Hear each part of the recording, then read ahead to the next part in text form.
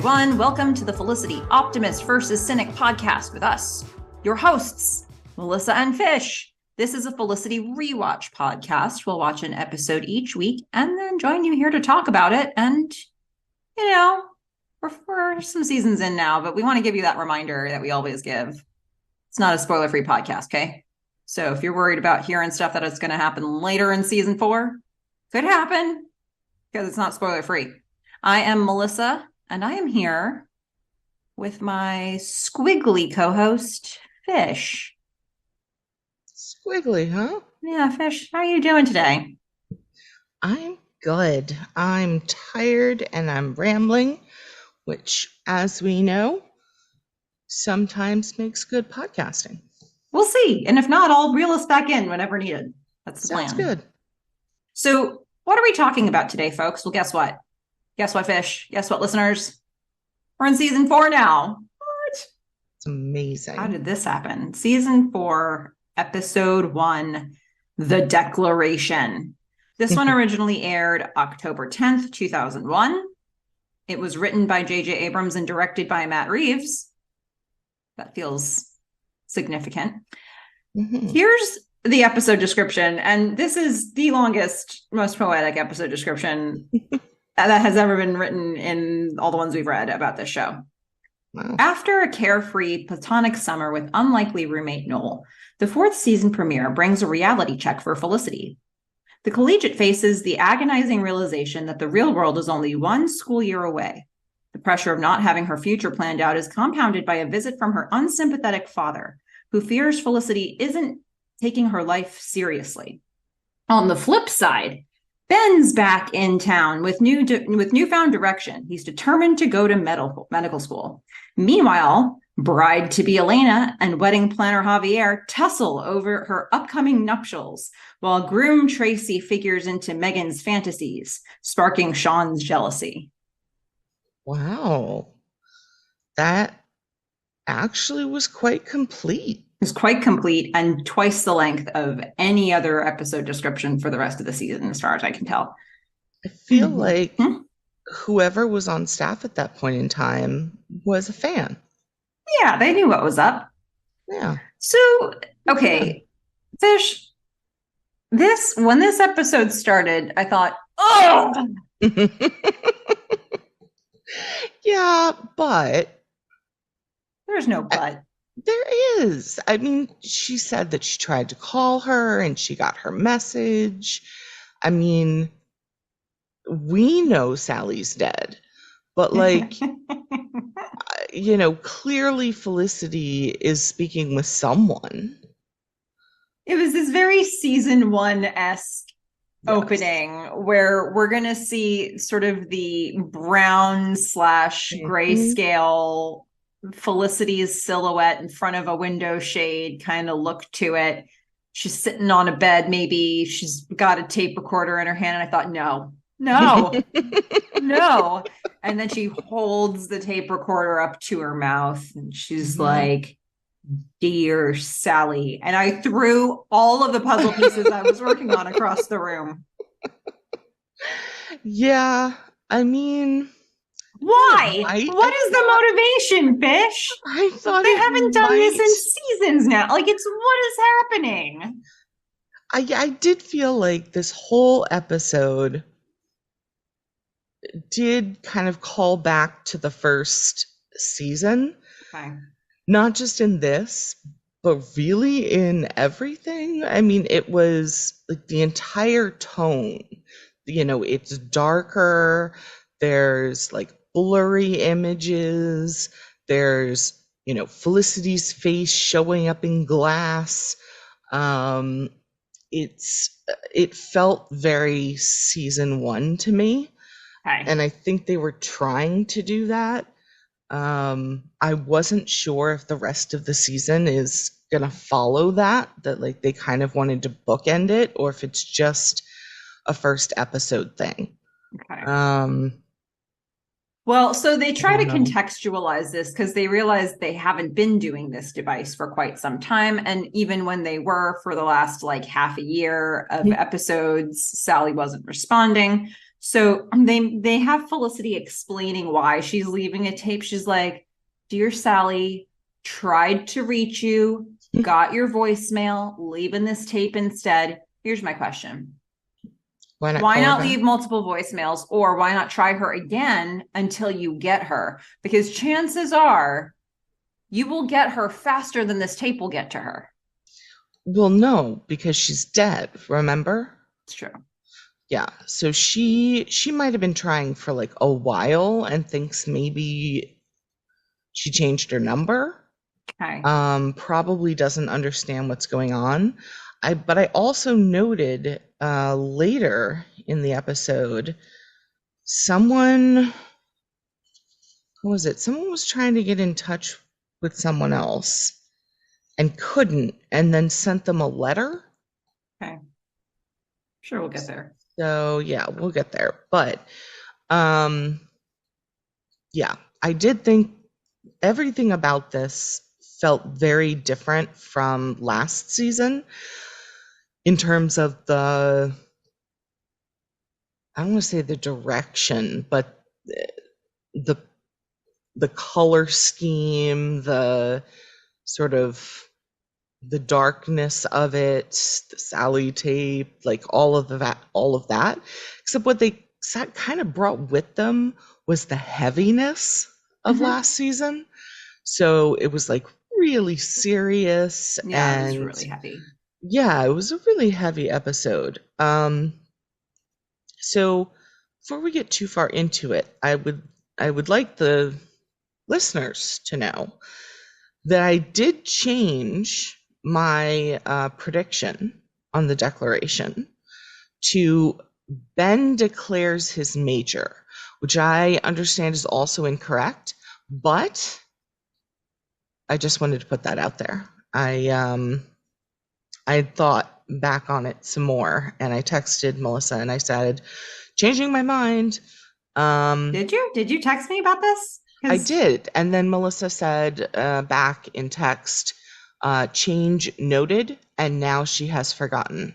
So I am bringing it up. Okay, fair enough. I am. Well, I changed it, at least and you it is changed still it to something else incorrect. Because if you had been like, I changed my hypothesis after watching the episode, and now I think that it's going to be Felicity declaring her independence from her parents. No. Although I think that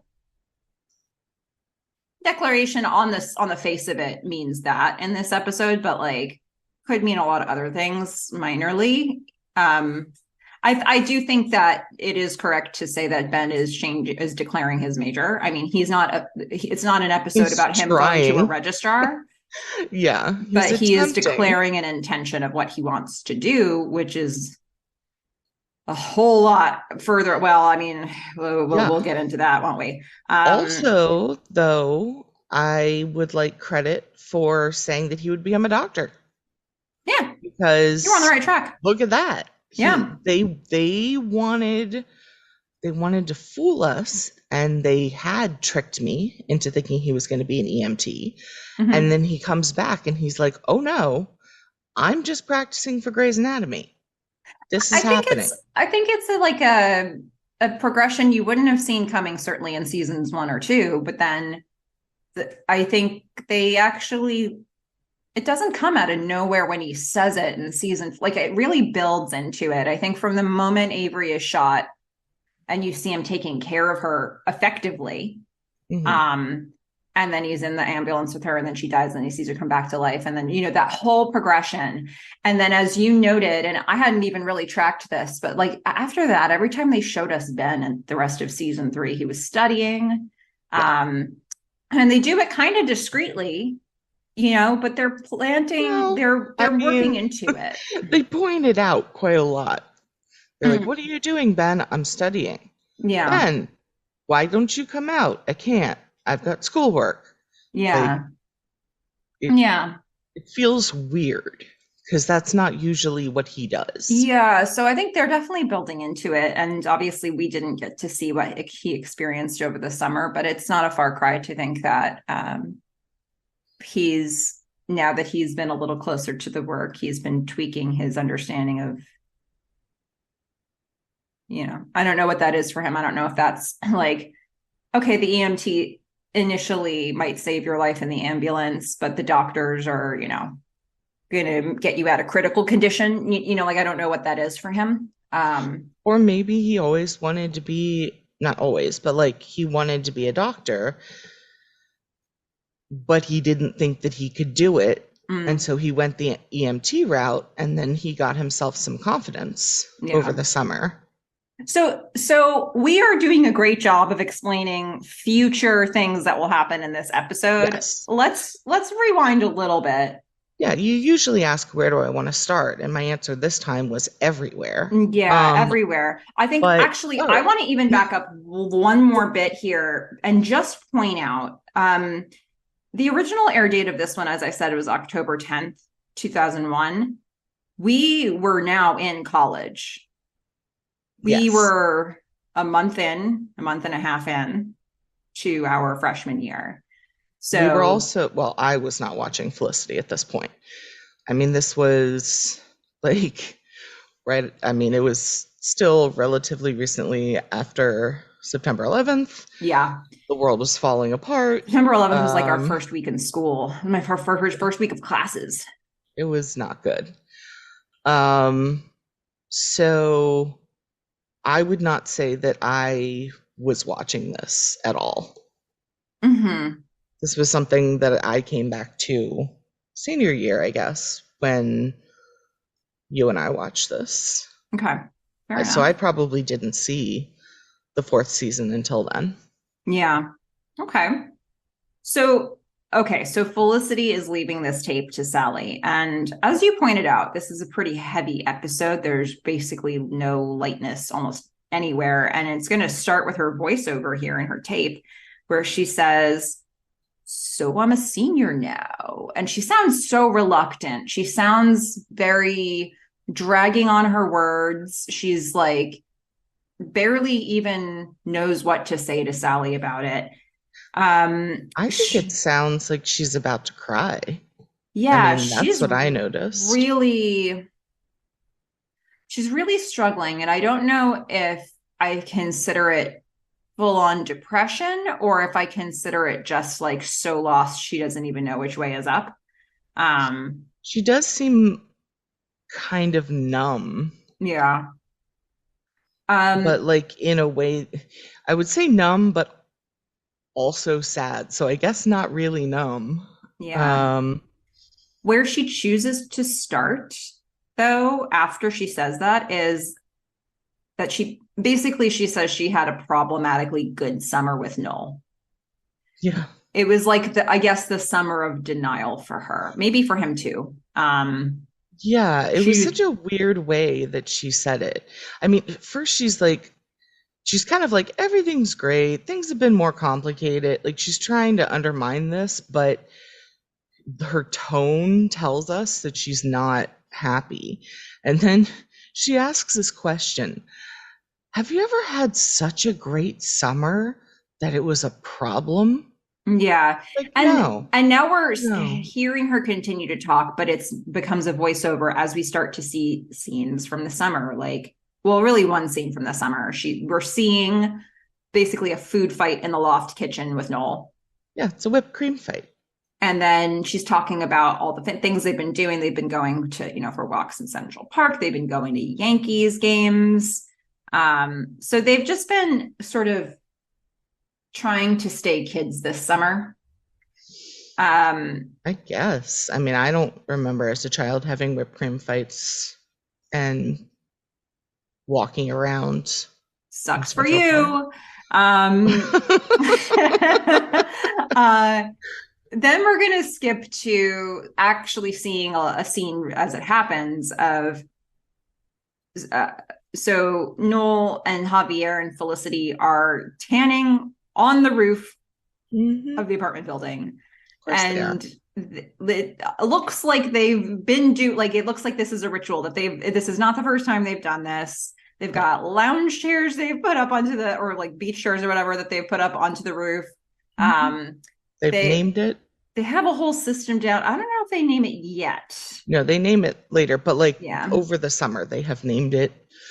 Yeah, this Um, is clearly a thing that they've been doing on a regular basis. And we get this really lived in sense in this scene that I actually don't feel in a lot of the rest of the episode, where they crammed so much exposition into almost every single scene. And in this scene, they actually show us and don't tell us more so, where they're on this roof, they're all like really gelled together. And then Felicity is talking about how her dad has been sending her these articles about really successful people, but not just like successful people moving into the medical field. mhm. And Noel is, and she mentions that she's been avoiding him. Noel, we see a lot of support between these two characters that's happening throughout this scene. Like at every turn, they are unabashedly supportive of each other. They're validating each other. They're listening to each other.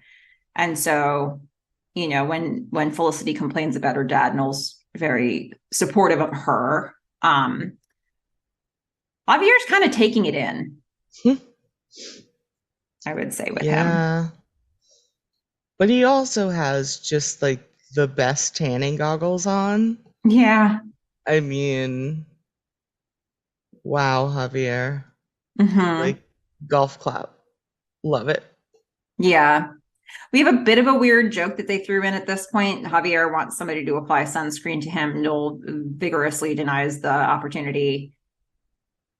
I think that was meant to play as a joke. I don't know that it did for me. But then Felicity offers to do it. Javier makes a comment as she's going to do it, like he's good. He burns like Dracula. Yeah.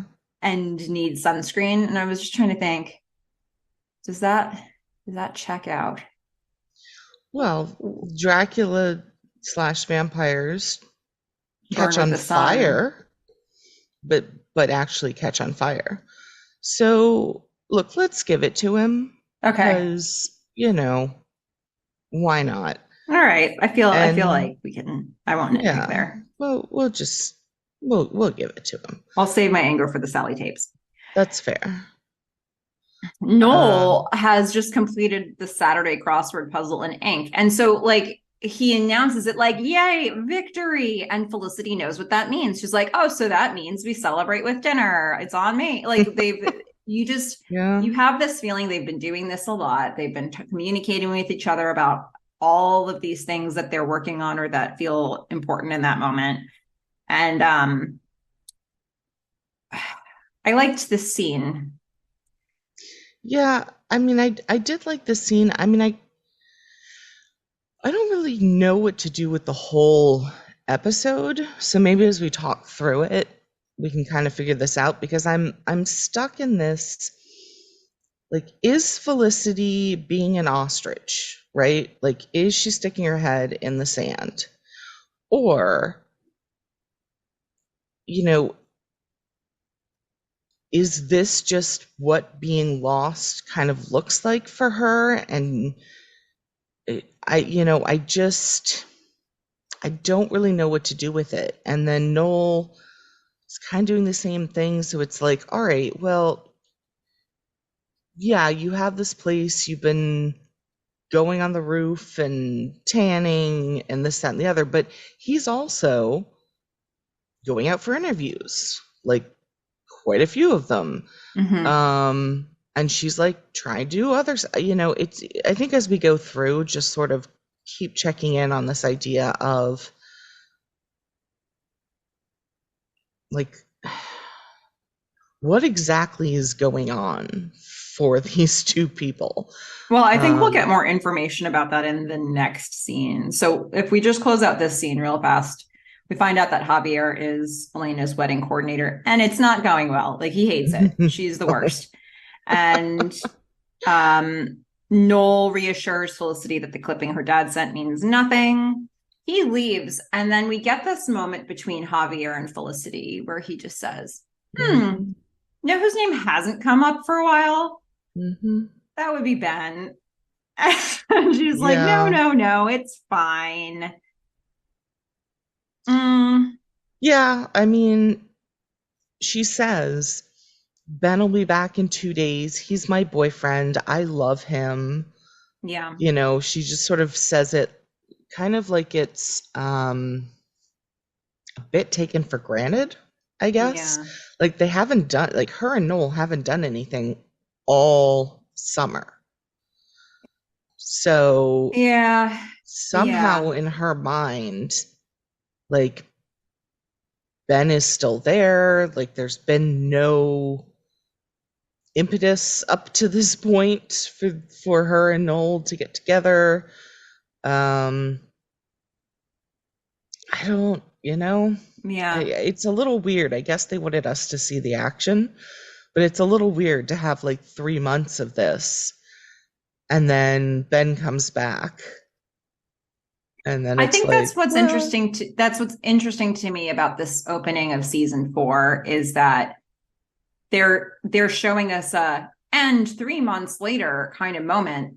And it makes sense to me if I like try to draw a dotted line between where they ended at the end of season 3 and where they start in season 4. I can imagine how we got there. Mhm.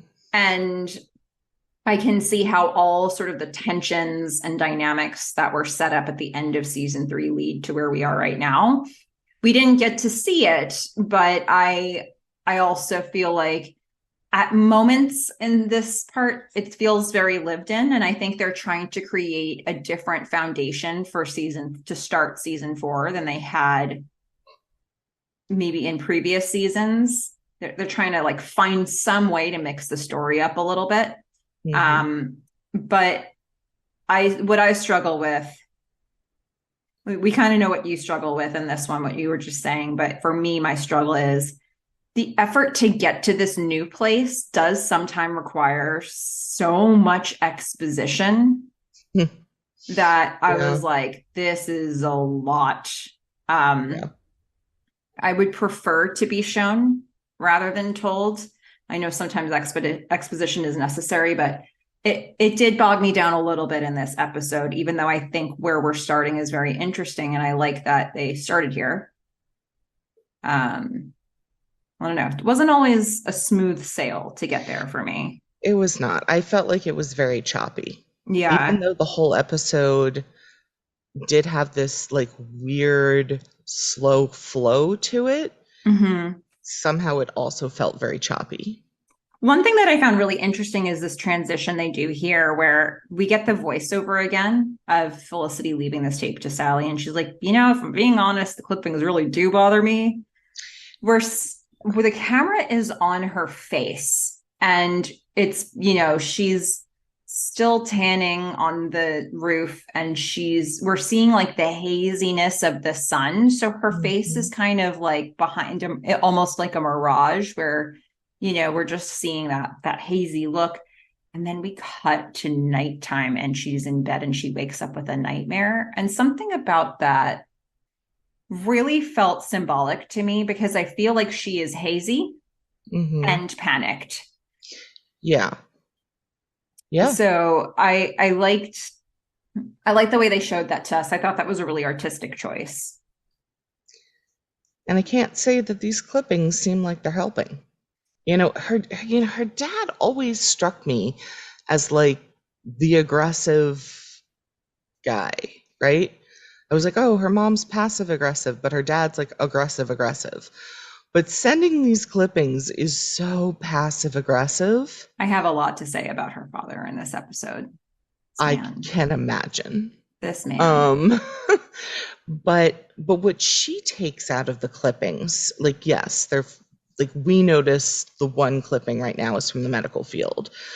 But what she actually says about them is the clippings bother her because he's sending her all of these clippings, but people who know what they want to do with their lives. And to me, this is all still pre-credits, right? This is the Yeah. setup, and it's the setup to the whole season. And Yeah. so there's all this foreshadowing around tone and around where she is. And we get a lot of these close ups of her face in this episode where I don't know what she's thinking. We just get this kind of blank expression, and I don't think it's apathy. I do think it's just really being lost, and I've never felt that. So I don't know what's going on in her mind, but I like what you just pointed out. This sort of hazy to panic, but not, I guess maybe being stuck, not really knowing where to go, not knowing what to do about it. I think I don't that know. the, at this point in your like collegiate experience, like junior and senior year, I think everybody deals with it a little differently, but I think it can be a very scary time and very confusing and very lost feeling time for a lot of people. So what she's going through here really looks familiar to me because it feels like you have to make a decision on what the rest of your life is going to look like. And now, as I sit here at 40 and I look back, I'm like, at no point do you need to make a decision about what is going to happen for the entire rest of your life. Like, especially career wise, there are so many chapters of your story, especially in this world now where it's not like you go into most careers, you don't go into one job and think you're going to stay there for 50 years and get a pension and retire from it. You know, like, Yeah, so good luck many with of that. us have this experience of like many chapters. And so the idea that you'd be looking at your future like this big amorphous blob of huge adult decision making, and you have to know today, in at least the way things work in the US, you really don't. You kind of just need to know what the next step is. But it doesn't feel like that, I think, at that stage. So I get her anxiety. I get her that the way that her anxiety is manifesting is like avoidance. And when she does have to sit and think about it, then she actually feels the anxiety and she feels the confusion, she feels lost. I think, you know, when I think about people that we went to college with or like teammates of mine, people kind of, it came across a little differently for a lot of people, but the conversation about what's the rest of my life going to look like was a conversation that happened regularly. And when I think about all the people that we knew and that I knew in college, I can kind of only think of one person who really had it. Like, we had a suite mate, we had somebody we lived with who was a woman who wanted to be an engineer, and she was getting like flown out to all over the US to different companies who were whining and dining her and trying to convince her to come work for them. And the rest of us were like, should I apply for an internship where I don't get paid? Should I? Well, not really. I mean, we had another sweet mate who wanted to do psychology and is still doing that today and has multiple like areas that she's working in with that, her own practice, setting up That's her own true. I nonprofit. think for the people who knew they needed to get it more advanced education, that path was structured and laid out for them. But for anybody, at the moment anybody went to like go into the people who were going straight into working, this I feel like was a big challenge. And I also know some people who ended up going to grad school because they didn't know what they wanted to do for the rest of their lives. Like, that is the actual reason they went on to grad school. And this is such a weird time. Like, I think in development, I think, and it makes sense. I think that there has to be that transition between when you have your safety net and when you feel like you don't anymore. And for some people, that's happening as you graduate, like undergrad. Yeah, I mean, I guess it just wasn't that way for me because again, I knew the area that I was interested in, and then I left and I did, you know, I knew that I wanted to get work experience before, you know, I decided to go to graduate school, and so I went into a think tank, which is sort of like, you know, the thing you do before you go in and go back to grad school. Mm-hmm. And then went back to grad school. And then my big thing was during grad school realizing this isn't what I want to do. Mm-hmm. And then having to like kind of do a 180 on that, like just get rid of the academic portion of it, but I was still focused on the area that I liked. So I've definitely had some periods of, not knowing the next place I'm going to be, but always sort of knowing the area I want to be in. Mm-hmm. So it's Yeah. more of like finding the right place rather, I guess it's more of a Noel.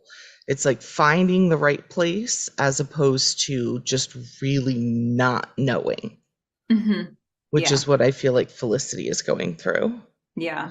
And it manifests in a very weird way. She has herself a nightmare. Mm-hmm. She is definitely wearing a nightgown this time. Like, This is a let's not, nightgown. Yeah, this this is is a definitely a proper. nightgown. But it's like a nice sexy nightgown versus whatever she was wearing before, jersey dress or Okay. not. Okay. But she's gonna have this nightmare and she's gonna wander herself into Noel's room and wake him up. And then Like, you awake? You awake? Nope. yeah. Okay, great. Glad you're awake. Yeah. And then she's gonna go and sit on the floor, which I thought was so weird. He's like, come on, come in here. I thought she was gonna like sit on the bed, but no, she sits on the floor and proceeds to tell Noel about this nightmare she's had where there's a giant alligator and it comes along and it kills Noel and it starts chasing Felicity. And I was like, all right, Okay, symbolism that. alligator Yeah. equals the future. Yeah. I mean, I think, Um, hey, yeah, amateur literature interpreters here. Like, what's this symbol? yeah. Pretty obvious, I think. It's the future, or maybe even graduation symbolizing the future. Well, whatever it was, it killed Noel. Killed Noel. It was attacking everybody, killed Noel Yes. first, and then started chasing her. And so I guess that gives you a sense of what she's feeling about the future. It's scary. It's Mm-hmm. predatory. Mm-hmm. It's It gonna ate her kill friend. her. If you're feeling that way, I guess it makes sense why you'd be playing around the whole summer to try to preserve the Something. version of you don't want the alligator to kill. Yeah. And But then this I is had where the we get. biggest, yeah, then I had the biggest eye roll Yeah. possible. Yeah. Which you can only get when you're 40, because at the time it probably feels like this. I know different parts of my life. I'm always like, yeah, now we're so old. Like, yes, I've said that multiple times in my life. I'm saying it now, and anyone who's like, you know, 60 and listening to this is probably like having the same eye roll movement, but at me. Fair. Um, but for her to be like, what is she now? She's 21, right? Do we have it? Yeah, so she's Probably, 21 yeah. and she's just like, we're so old. Like we're seniors. Um, I think it people are feels like getting this. married and Yeah. people getting married, I guess was like another year for us. But people Yeah. were It engaged. was like that summer for us. I think Yeah. we my eye roll in this part of the scene was just like, okay, this is just so much exposition. Carrie Russell was trying to deliver it in a way that felt like integrated into the story, but I mean, it felt very much like we have to explain where everybody is right now, and we have to do that between the scene where everybody's on the roof and this scene right here. And so, like, for her to be like, what's going to happen to all of us? I mean, Elena's getting married. You're applying for jobs. Just Yeah. let me count the ways that all of the different characters we're about to see are having to prepare for the future. I haven't applied yet to this advanced seminar in art.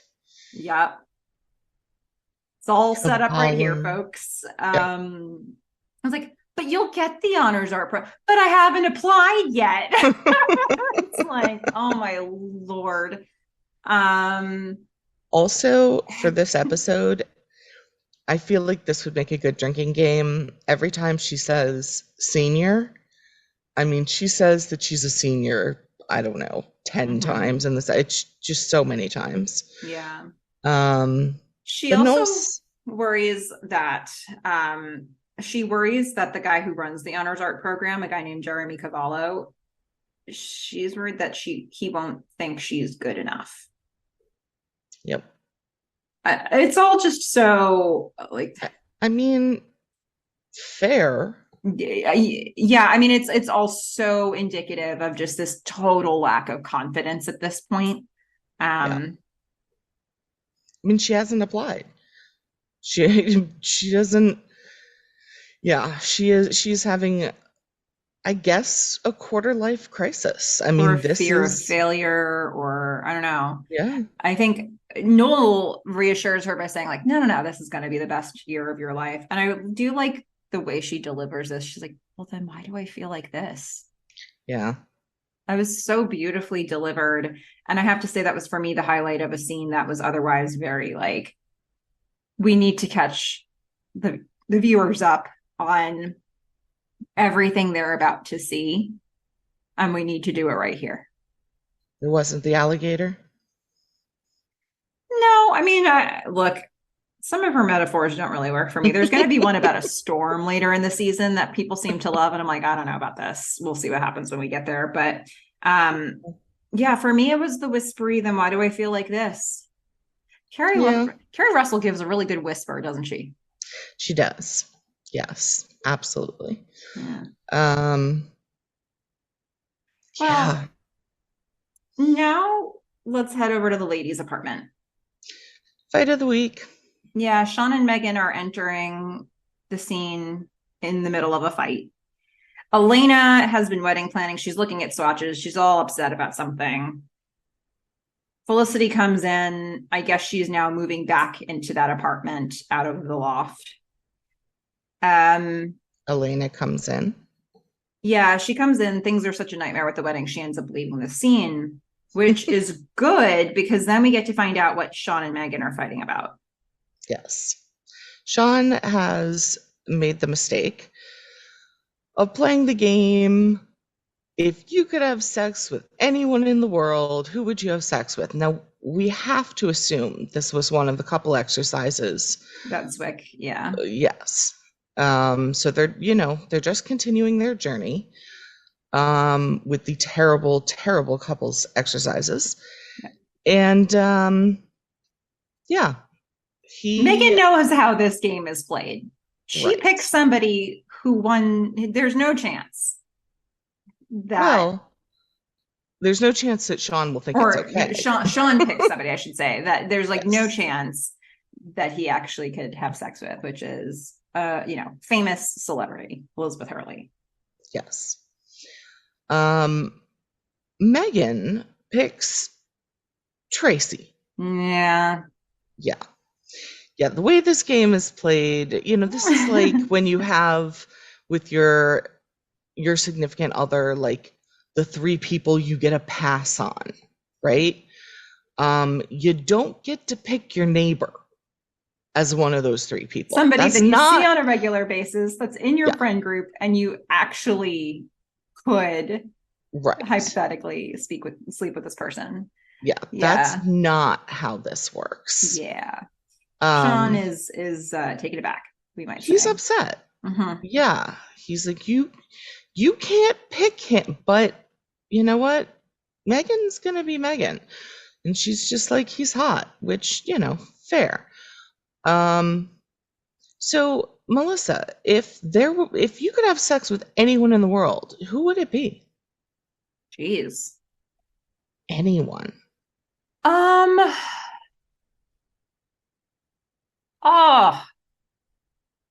I'm gonna name, this might be recency bias, But I mean, I think I felt this for some time. I'm gonna pick Sam Claflin. That's fair. You do like him. I liked him in Love Rosie. I really just liked him in Daisy Jones and the Six. I've liked him in anything I've seen him in, but I think Love Rosie and those two are like I've watched Love Rosie a lot of times, guys. Okay. Yes, she has. That movie's like my anthem, if a movie can be an anthem. Yeah. That feels like one that I want to believe in. She has recommended it to me many times. I have seen it. I don't really remember it. Oh, but well, fine. I know I've seen it, and I only know this guy because of Melissa. To me, he does suffer a bit from like average white guy look. I don't think he looks that different than like every other average white guy, but that's just me. Okay. You know, this. I would say a possible second here might be, but I fear the age difference might be too much. You could be a young version. You know, this is okay. I'm gonna go with Timothy Oliphant. And yeah, all I know, Fish, that we have somebody else in your head. Yes. When I say that name, we've looked this up before. You're superimposing him onto somebody else's IMDb somehow in your brain. Yeah. Timothy, guys, he's priceless. We must protect him at all costs. I don't know. Hey, look, I will go with Melissa on this because she is correct. I confuse him with this other guy who is much less famous and looks nothing like him. Yeah. And I don't remember either of their names ever. Who's on your list, Fish? Well, I mean, obviously Tracy. Okay. Right. Yeah. And then I mean Vin Diesel. Okay. All right. I mean, you know. That makes sense for you. Yeah. Yeah. Pretty much tracks. Yeah. Be great if we could add like, you know, a couple feet. But that's okay. You know, he can be shorter. It's fine. All right. All right. Yeah. Well, let's head over to a new scene here where we're actually we've name checked Jeremy Cavallo once already, right? This is the guy who runs the honors art program. So we're gonna get a little jazzy music. We are. I'm also probably I would put him on that list. I mean, damn. Yeah. There's no way that she doesn't get into this program because for them to bring this guy in for one episode, I would be so mad. I would be so mad. So he's not in one episode. This storyline doesn't quite go exactly as you think it would. So our friend over at Felicity Restoration Project, who, if you haven't checked out that Instagram account yet, he's doing great work restoring scenes from Felicity, entire episodes of Felicity with the old music, and often puts a lot of fun facts and tidbits in his posts. And one of the fun facts that he shared was that a possible storyline for season 4, I don't have any way to confirm this. I'm just basically, this is like third-hand information. I really hope you're not about to say what I think you're about to say. So, well, here's the thing. Like, I have no spoiler that I'm giving you here because this is all supposition. But I think apparently a storyline they were playing with for season 4 was that Felicity gets raped. And I don't know how they were going to get her into that situation. I don't know how they were going to play that out in a way that would have been different from what they did with Julie. I'm not really sure. And that's probably why they didn't end up going with that storyline, because they realized that they were going to just repeat probably a lot of what they did. But I wonder if, because this is right out of the gate in the first episode. So I kind of wonder if this would have been the character. No, I refuse to believe it. If anything, I feel like this would be a McGrath situation with a much sexier man. They make him a little sketchy. What? Not in this episode. Not in this episode, but they make him a little bit sketchy, but not criminal. Well, not a rapist. Not raping. Okay. So they obviously veered. If I don't know how long that was an idea, they veered away from it. But if you were to say to me, Melissa, one of the characters that we actually do see in season 4 was a character who was meant to be a perpetrator of this, I'm guessing it would have been him. And then they had to like totally shift the story. I could be wrong about that, but I think I plant that seed with you now, because as we embark on season 4, it would be interesting to see like if you spot a thread of that. I would not have picked up on that during this episode. Well, I guess my question would be, in the upcoming episodes, like do you think that there's a thread of that left behind for anybody that we meet? Or did they like totally strike it from the record early enough where wasn't in there? The thing they could have done that would have been different, but also I'm really, really glad they didn't do, is it could have been violent, right? They dealt with date rape for Julie.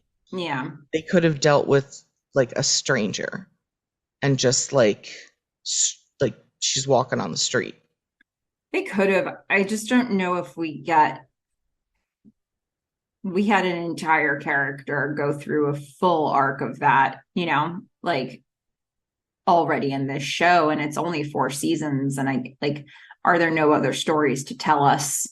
I think they ultimately decided there were other stories to tell us. I do see in season 4 some shades of previous seasons in a number of storylines. So I'm not sure that they went like into totally new territory all the time, but I don't know. I think there were other paths here to explore with Felicity. But so we're going to get this jazzy music. Felicity is going to, we're going to get Felicity attempts to talk to Cavallo the first time, like attempt 1. Felicity enters Jeremy Cavallo's office. He's on the phone. She's terrified. She's just frozen. She gives his voiceover to Sally. She's like, hey, you'd think I'd be at a point in my life where no one person's opinion of me would matter. And then Cavallo turns around and sees her. Yes. A gorgeous man turns around and looks at her, and she panics and runs away.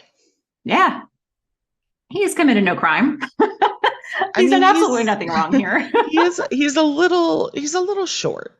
He's a little short. Okay. She's like, hello, and he's like, what? But like, still, she runs away. She's like, yes, and then she just leaves. Yeah. And then we're gonna see. So she's gonna run back to the loft, and talk with Noel about it.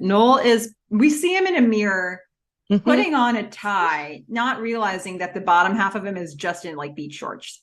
So he's got a full suit jacket, button-down shirt and tie. Yeah, he's getting ready. He's getting his look ready for another interview, a big interview. And he's like, just go back to Cavallo tomorrow. She's like, but chaos, drama, embarrassment. I mean, in all fairness, she had a giant portfolio book with her. Like, it was very clear she was coming there to show it to him, and she ran away. This was clearly a person who was supposed to talk to him and chickened out. He would know that. Yeah. So then she tells Noel to go ahead and change so that they can go back up to the roof, which they do name as Tar Beach now. But they do that in a minute. So as she's saying that to him, Ben shows up. He comes home early, and she's like, what? You're here. She's very caught off guard. Yes. Well, but he comes in and he's got this buzz cut, and he doesn't really look the same. He looks a little aggro. So there was a moment there. Like I kind of expected when Ben comes back, I just sort of saw her, like, her face lighting up and like running to him and like having this big hug. That's not how it went down. No. But I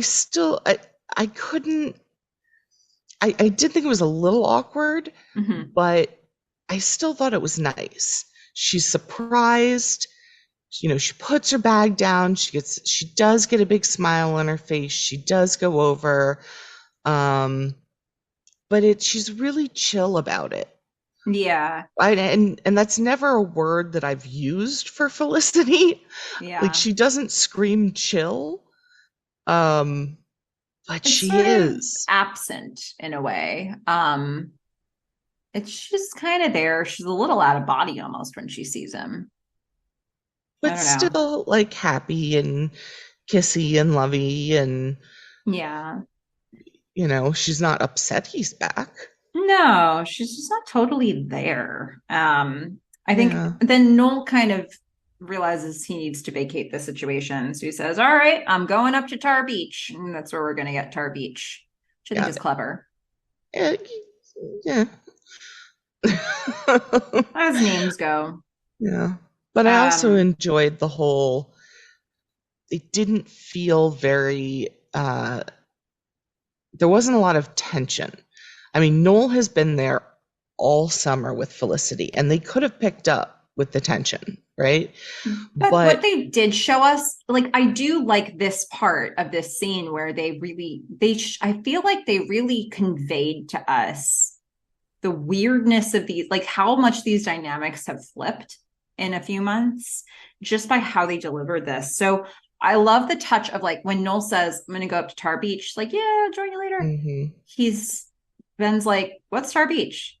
yeah, he's out of the And loop. He hasn't been around. yeah, she's like, "Oh, it's just the roof. It's this thing. It's this joke between, it's like, oh my God, how many of these things is Ben going to have to, you know, they've just named the roof. Like, what are other things that he's missed? It's just, there's like a whole new world that he's coming back into that that they are fully in sync on. And he's just going to have to figure out, like how to insert himself back into it at this point. Felicity is, now she's in that position of like having to catch up her boyfriend on like the new lingo, the new stuff that's been going on. So she's like, "Oh, it's just the roof." But I don't know. I think that missed connection is actually a really useful thing to have as the first interaction they have back together. Yeah, and I think it shows us not only that he's missed out on these, jokes and, inside jokes and stuff they've been doing, but probably that he and Felicity haven't spoken that much, Mm. because I feel like if she's going to Tar Beach every day, if she and Ben are having a lot of phone conversations, it would have been brought up at some Yeah. point. Like, he probably didn't have a lot of time with 18-hour days to be having 3-hour long conversations with Felicity. So not only has he not been there, he's really out of the loop with where she is as well. She's in this completely different space where she is confiding in and being comforted by Noel and accepting it on a whole different level than she was before. Mm-hmm. Like, before, I felt she just enjoyed it. Now I feel like she needs it. Yeah. And while there is this nice chill reunion between her and Ben, it's not super excited, and that will continue throughout the episode of just not being super excited that Ben is back. Mm-hmm. So yeah, I do think it's a good scene. I enjoy that Noel is half suit and tie, half, beach shorts for the entire episode or for the entire scene. Yeah. Um, Yeah. that made me laugh. So let's head over to Dean and DeLuca because we know that Elena left the lady's apartment hopping mad. And where was she going? She was going to talk to Javier. Yeah, she's got some issues here. What's up with the buttons? What's up with that? Yeah, what is going on with her wedding dress, Javier? Javier, he is really at the end of his rope here with Elena. He uses the expression "put on your chill pill." Yeah, Elena, also not someone I would ever call chill, but continues to not be chill. In fact, she is stressed. I think that's the main thing we see out of her for most of this episode, is that she is just really stressed. And also, do I feel like it's totally out of place? Not really, because everybody's ruining her wedding. Like, Well, it's not little things that she's freaking out over. It's like the entire dress is actually wrong. Uh, yes, like, that's fair. But she um, is like, she hasn't gone to someone, to like a store and bought one. She yeah, hasn't gone to, someone that she found to create a dress. She is relying on Javier's cousin yeah, to, Almondina. yeah, to do her dress. So on the one hand, and he's also planning her entire wedding. Yeah. So maybe ease up on the guy that you have dumped all this crap on. Yeah. Well, he assures her that his cousin is going to fix the dress as fast as Rumpelstiltskin, which is Not okay, correct. sort of, but not really the reference. Yes, And that's not it. then she hands him a whole to-do list, and he's just, you know, he's like, "Come on, folks, what's happening here?" Pretty much. We are now going to go to a scene with Ben and Felicity in bed, and Yes. So it they have just had a nice reunion moment. I maybe, mean, but this doesn't really feel, in the past we've commented about how they seem to fit together and how, like, I don't know, those scenes with them in bed just seem really lived in usually. And this feels like they're still pretty separate for me in a lot of this hmm. scene. See, I thought they did feel like, at least physically, they were back together. Like, Mm-hmm. I felt like she had, fit in her little spot, and she has her hand on his chest, and looks like they just had a good time. But the conversation afterward is the issue.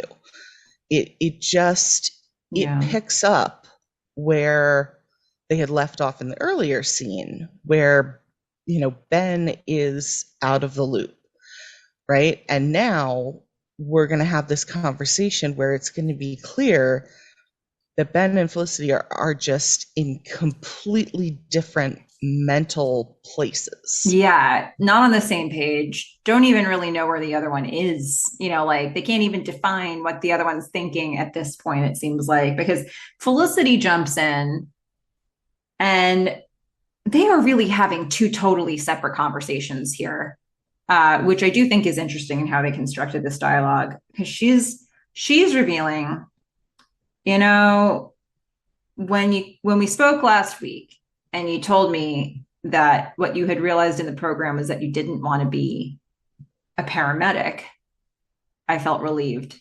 I felt like I'm not alone in feeling lost. Big Yeah, reveal it for is a big her. reveal. And But Ben unfortunately, that is, has nothing to yeah, do. It was like a complete misread of where Ben's at.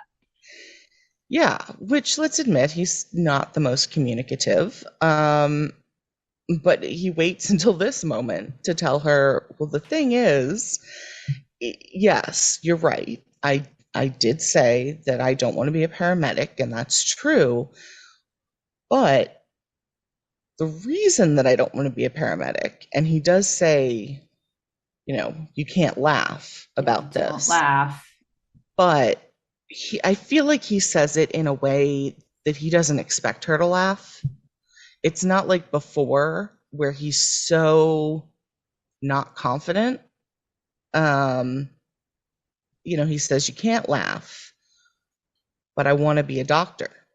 But I don't know. I don't know how I did read his don't laugh as like you have to take this seriously because I don't know what I'd do if he didn't, like, sort of thing. I do feel like it would be hard for him if she left in that moment. So I Yeah. feel like he is also revealing something that he's feeling very vulnerable about. Because while he is clear that that's the direction he wants to go in, I think he is very unclear if it's a direction he's capable of going in. And that gets reinforced for me later when we have the guidance counselor stuff. But he's just like, how can I even get there? Like, what does that path even look like at this point? So I think he's probably fighting the imposter syndrome of like, how do you suddenly declare to be like a To be on a medical pre-med school track in your in your senior senior year. year? That's not a Yeah. thing.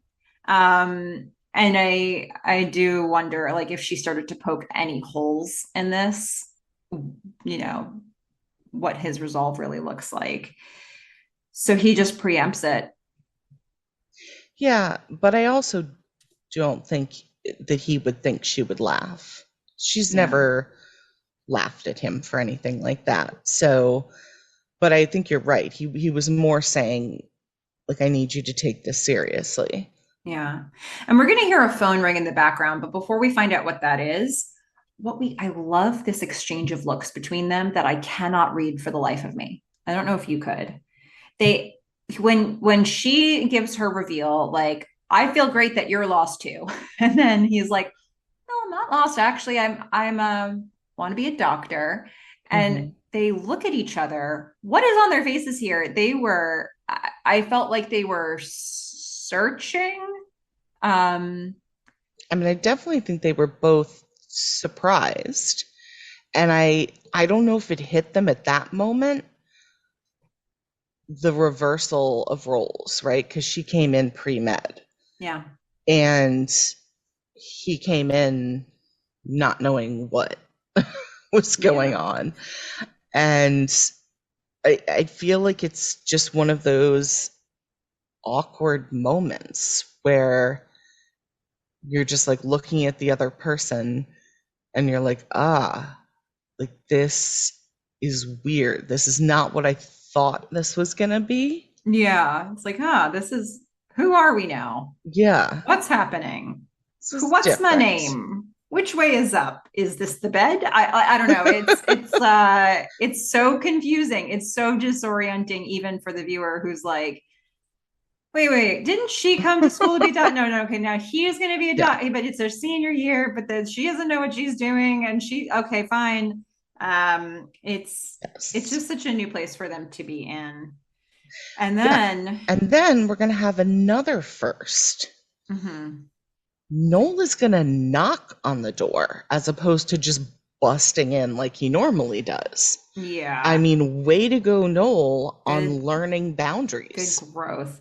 Um, he from outside the door, he's like, "Hey, Felicity, your dad's on the phone." She's like, "Oh dear Lord." Yeah. And not only is he on the phone, Hmm. he's in town. Okay. Yeah. Yeah. Dear goodness. Because Noel's like, your dad's calling. And Felicity's like, just hang up.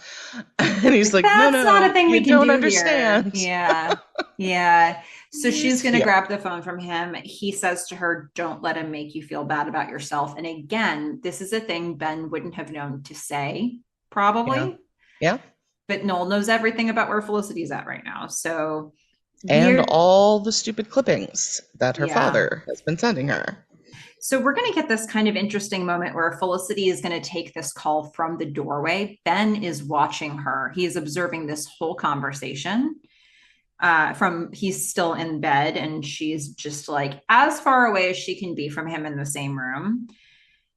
And you just hear her end of this conversation, but she's saying stuff like, that's not fair. Like, she lies about being in the honors art program.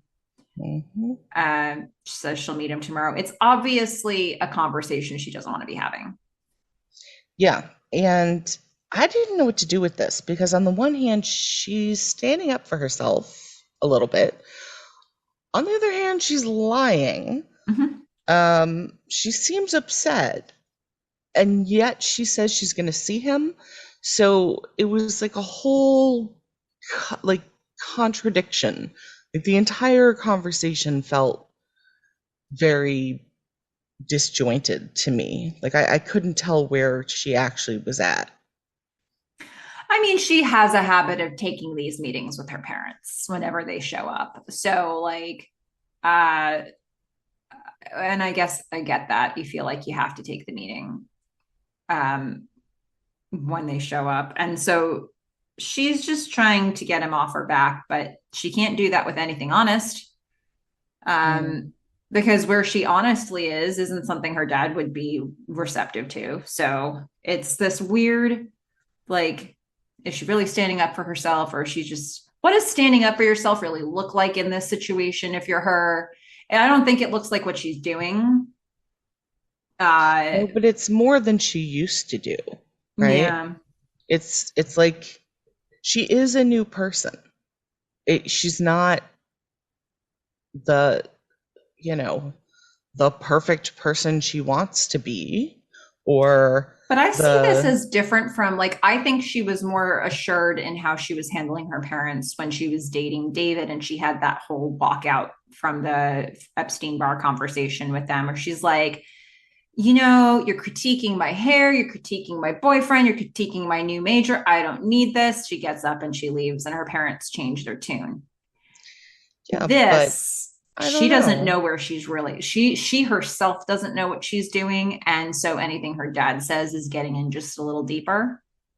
It's getting in, but it's not changing, I think, how she is going to react to him.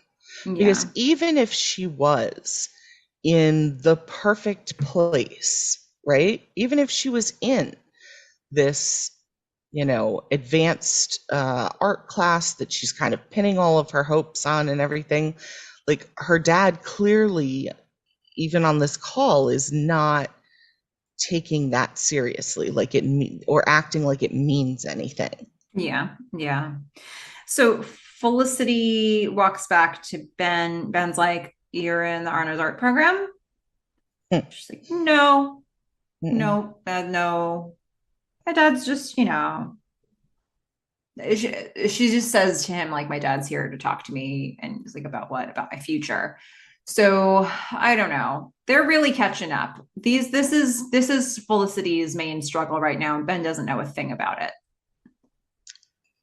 yeah. And that's a concern for where they are right now. And and it's not like they haven't talked at all. They talked last week, right? So she's been dealing with this stuff the whole summer, and she's never once said it to Ben on the phone, So it's like, But we don't okay. know how long they've been talking. Again, with 18-hour days, Mm-hmm. I just have a feeling that like they haven't really talked that much or had the time and space to have a deep conversation or like energy. Yeah. Like he But just think probably about didn't it. have the Like, time. they had enough time for him to say, I don't want to be a doctor, but not enough time for him to then say, I don't want to be a paramedic, but then not enough time for him to say, because I actually want to be a doctor. Like, I feel like to some degree, there might have been a little bit of opportunity for them to just be like, hey, bullet points of what's most important right now. We can catch up about this later, but, No, I feel like, I like think you they were holding need, those things back from each other. yeah, but I feel like you need longer conversations to Yeah. have that, to create the emotional space and to feel comfortable. Eh, You you're not Sort going to of, be like, let me yes. bullet point my life in 3-minute conversations every week. But I think in Felicity's case, I think that what that would look like is, like, how are you? Well, at some point in the conversation, say something like, my dad's really annoying me. He just keeps sending me all these clippings of people who are really successful in the medical field. Yeah, but that's something that she feels that really bothers her. Yeah, And so that's the she's not going thing. to want to say, oh, he's doing this, and then not talk about it. Yeah, I think that no matter how much time they're spending talking with each other, the reason it hasn't come up is that they're neither of them felt like this was a conversation they could have. Well, Um, but as soon as they get back face to face and have time and they start having those conversations like immediately. I wonder the reason that this came up is that Felicity took a phone call in front of Ben. And I wonder if that hadn't happened, if she would have just, when she would have just brought it up on her own. I think she brought it up on her own when she said, "Can I tell you something terrible? I, Yeah. I felt relieved when you said you didn't want to be a paramedic so that we would both be lost, you Okay. know? Seems Like fair. I just feel like they needed that time and space together to have the to start to have the conversations Yeah. that Okay. they would have been having all summer had they been had they had the time. And I think Yeah. you can do that over the phone, just not while you're working 18-hour days as a Yeah. paramedic. I mean, Yeah. that's just not, you don't have the emotional room either to express yourself or to be there and support somebody else. Yeah. Well, let's go to Felicity's second attempt with Cavallo. So she goes back to his office. He Yeah, recognizes her. she has to go back again because now she's told her father that she's Yeah. in. Yeah. So he does recognize her. He's going to apologize that he was grouchy Yes. before. And I Um, don't know what music you had, but I had some like great jazz music going on here. that sounds probably about right. I didn't really clock it. Um, Yeah. I only noticed it because it really felt right for the scene. It was like she walks in, got this great jazz music going on. Like he's looking good. He's got this really sexy laugh, mhm. and she's dropping off her portfolio. Um, I don't know. This is why I'm just like really upset that he's gonna get all sketchy He's going to get a because little sketchy. He's going to be a little McGrathy, to be honest. uh, Um, so upsetting. but little, like we're not going to get a full blown storyline around it, but we're going to get some suggestion that this guy is like, mm, Hmm, I don't know. it's upsetting. Yeah. So Felicity is going to leave her portfolio and she's going to make the joke, avoid me when I'm on the phone. She's like, ah, yeah, okay, leaving. And then we're going to head to Ben at the guidance counselor. And I would like to report that this has to do with my note from an optimist. But so he's a guidance. I didn't realize he was a guidance counselor. I was trying to figure out who this guy was. So he's Mr. Norman. But isn't he also the mailroom Yes. guy? Okay. Yes. This is why Bob Clendenin is my note from an optimist for this week. Bob Okay. Clendenin is a man of many jobs at this school. Do we even acknowledge that he was once the guy in the mailroom who wouldn't give Felicity her cream colored envelope? I mean, Maybe not. maybe he's both. Maybe he has somehow found his way to climbing the ladder into a different industry. Mhm. I don't know. But Bob Clinton is a man of many jobs, much like Kirk from Gilmore Girls. Is he the first Kirk? I don't know. Hard to I mean, say. isn't he also in Gilmore Girls? I don't know. I think he is. Could be. Feel like he's a guy who shows up in a lot of stuff, to be Yeah, he honest. does. Yeah. Bob Clinton, I mean, this guy can do anything, even in the same show. Loving Mhm. it. Yeah. Love him. Hats off to Hearts. you. Yeah. It's a simple note from an optimist, but there it is nonetheless. Mhm. This is, I mean, if this is what they're trying to do for comedy, this is still pretty dark, huh? Yeah. So, like, this guidance counselor is looking over somebody's transcript. He's like, it looks good. Yeah, I'll sign your Yeah. ad drop form. Let's get you into another class. Let's get you those 18 credits. Ben's like, looks good, huh? Yeah. Are you sure? He's like, yeah, you're Ben Connor, right? He's like, nope, no, no, no, that's not my name. And then Mr. Norman pulls up Ben Covington's file and just looks at it and goes, no, this is a problem. Yeah. And he's not going to sign Ben's ad drop form because really, honestly, 18 credits would probably kill him. Right. And this is a favor to him. He's like, just take a 5th year. Ben's like, do you get this?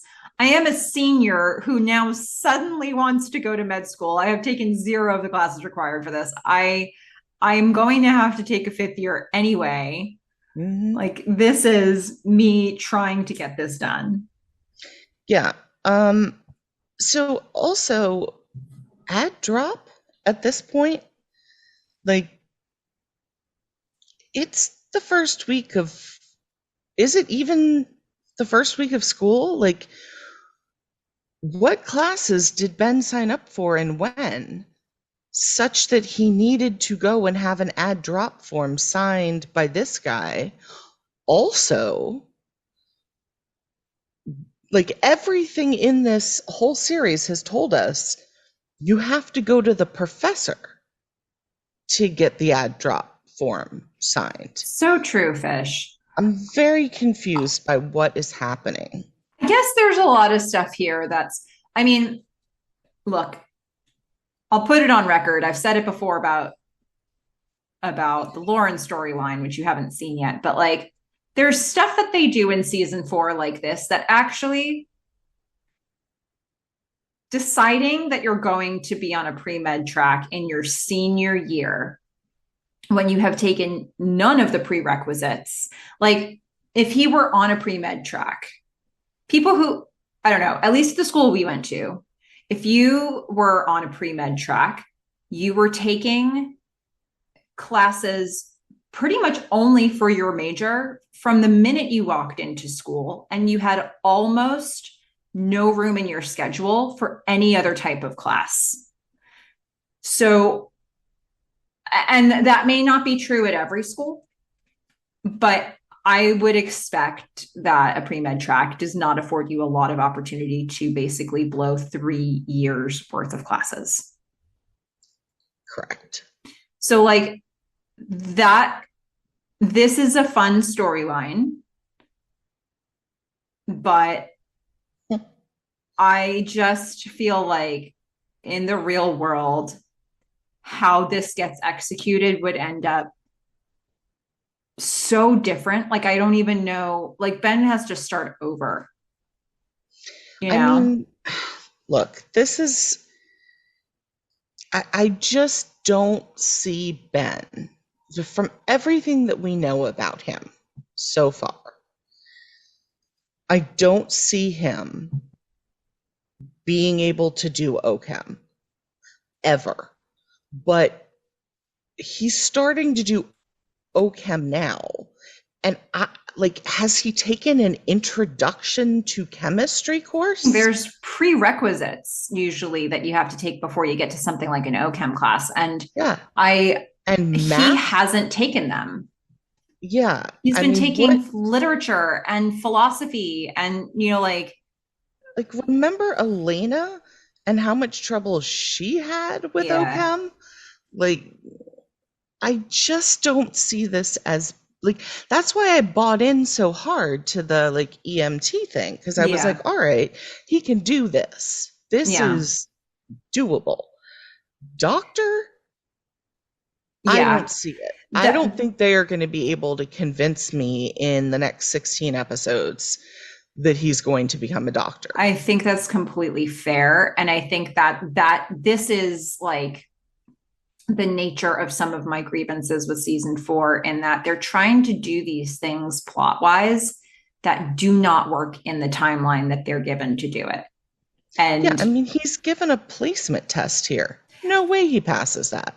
0% chance. How's he going to pass a placement test to get into, probably it's the OChem class that they're trying to place him into, without having any of the foundational classes required to this is a guy we expect can just pass a test on by the virtue of he was in an intensive EMT program for 3 months or 2 months. I can't imagine that the practical experience that he had on that job is what they're testing on. So like, I like the stories they're trying to tell, but unfortunately, like they're condensing them so much that like it can't happen like this, as far as I know. I mean, because really, this would kill him. It would. It's just not even a thing, you know. I honestly, like we have a friend who did engineering. I know it's a different field, but it was like the other thing you could go into on our school where you had absolutely no room for other elective classes. And by sophomore year, she was so fed up by the fact that every single class in her schedule was only related to the prereqs she needed for her requirements for her major, that she wanted to take psych classes and she couldn't take a single psych class, and she just abandoned engineering to go into psych. And that is the sort of thing that would have happened with a pre-med track too, where it's like, you have to take these classes, but you have to take the prereqs to get into them. And then when you finally look at your schedule, it's just very tightly woven with, from the day you enter school, it's like very tightly woven with, here's what you have to do. And weirdly, I do think pre-med has, at least at our school, pre-med had a lot more room in it than engineering. You had to declare that you wanted to be an engineer before you entered school. Mm-hmm. And if at any point you got off track, you got kicked out of that program. Yeah. So pre-med, on the other hand, like it's a series of classes, but it's and then it's the MCATs.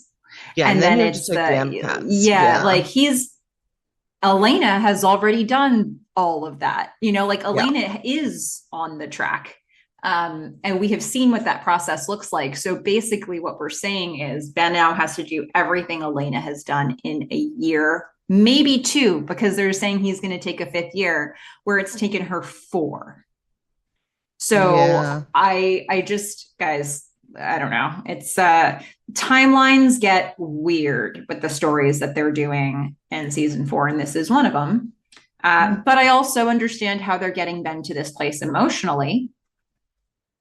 So let's follow that journey, because let's admit we're going to have some issues with the rest of it. Yeah. Well, so, okay, let's head over to Dean and DeLuca.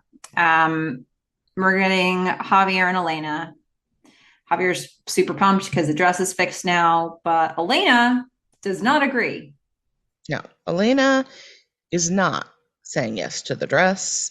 She is not happy. She would like sleeves. Yeah. And there aren't sleeves any. Are gone. Yeah. These feel like big things. Javier is blowing a gasket. He's like, I am busting my butt for you. And he's frustrated. Elena's frustrated. She's like, you know what? I'm just going to do this thing myself. She leaves. What I really noticed about this scene is that there was an extra sitting at a table who is totally visible for this entire conflict. She's like basically behind them, but sitting between them so we can see her face. And as Elena storms out, the woman is just watching them and smiling. She is smiling at them in every shot. She is so happy to be on the show, Felicity. Javier acknowledges her at the end. I don't know if that was on purpose or if he just realized this extra is really like noticing us in a way that extras aren't supposed to notice us. So I have to bring her into the scene somehow. And so he just makes a little comment, and she doesn't say any words. She has no lines, but her smile is very out of place. But I also felt like here's this older woman who's like, she's on screen now, is like, I'm here. That is fantastic. Like, I didn't notice her. Javier and Elena scene from a foot away. This is amazing. And it's just like a full-on fight that Elena storms out of. It's so great. I'm going to have to go back and watch that now. 3 cheers to that woman. I love her. I love her so much. Talk about seizing a moment, okay? Hey. Even if it has nothing to do with the scene, sometimes Nope. you just got to make yourself known. Yeah. Second note from an optimist. I guess so, right? Bob and Not this good for lady. acting, but fun for me. Yeah. Yeah. All right, we're gonna head to Epstein Bar. Noel and Felicity are commiserating. Yeah. They're going to have a very, I think, weird conversation. So we find out that Noel has gone on 16 interviews and he has not gotten a second interview, which I don't know. I feel like at that time, maybe if you had 16 in-person interviews, yeah, I could see that being a bit disheartening. Now, today, with how we do it, we just all send resumes everywhere, hundreds of resumes. And but also to get all the way to the interview phase. well, that's the thing, though. Back then, it wasn't send it online, right? It's, yeah. I don't know how he's finding out about this, if it's just networking or. I'm I sure don't that think there he's probably going to were, show up. yeah. Yeah, I don't remember how we did it. There might have already been some job search boards. I mean, Yeah, they're definitely, websites did yeah. exist, but a lot of times people were like going door to door for like smaller jobs. For something like this, maybe you call the front desk and you ask what the openings are.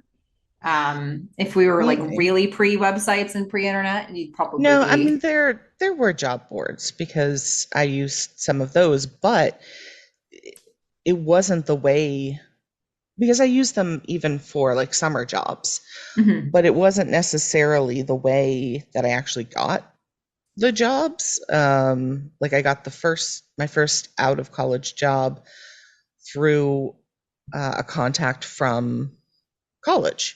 Mhm. And then there was one that I loved where I sent in an application for a summer job, and I happened to be living in the city already. Mhm. And the woman, she said something like, "Oh, we have an event." Like I called to follow up. That's what happened. And the woman was like, "Oh, we have an event tonight. Like, why don't you show up and we'll talk?" And I showed up at the event and she looked at me and was like, "Oh, like you're really interested in this." And we talked for, I don't know, maybe 5 minutes. And she's like, "You have the job because you're here and I have 100 resumes on my desk and I don't want to read them." Yeah. Yeah. Seems fair. So I feel like that's what happens when you throw your resume out into the world is like if you don't follow up and show up, uh, people just I don't Ignore know, it. it's Yeah. tough. So,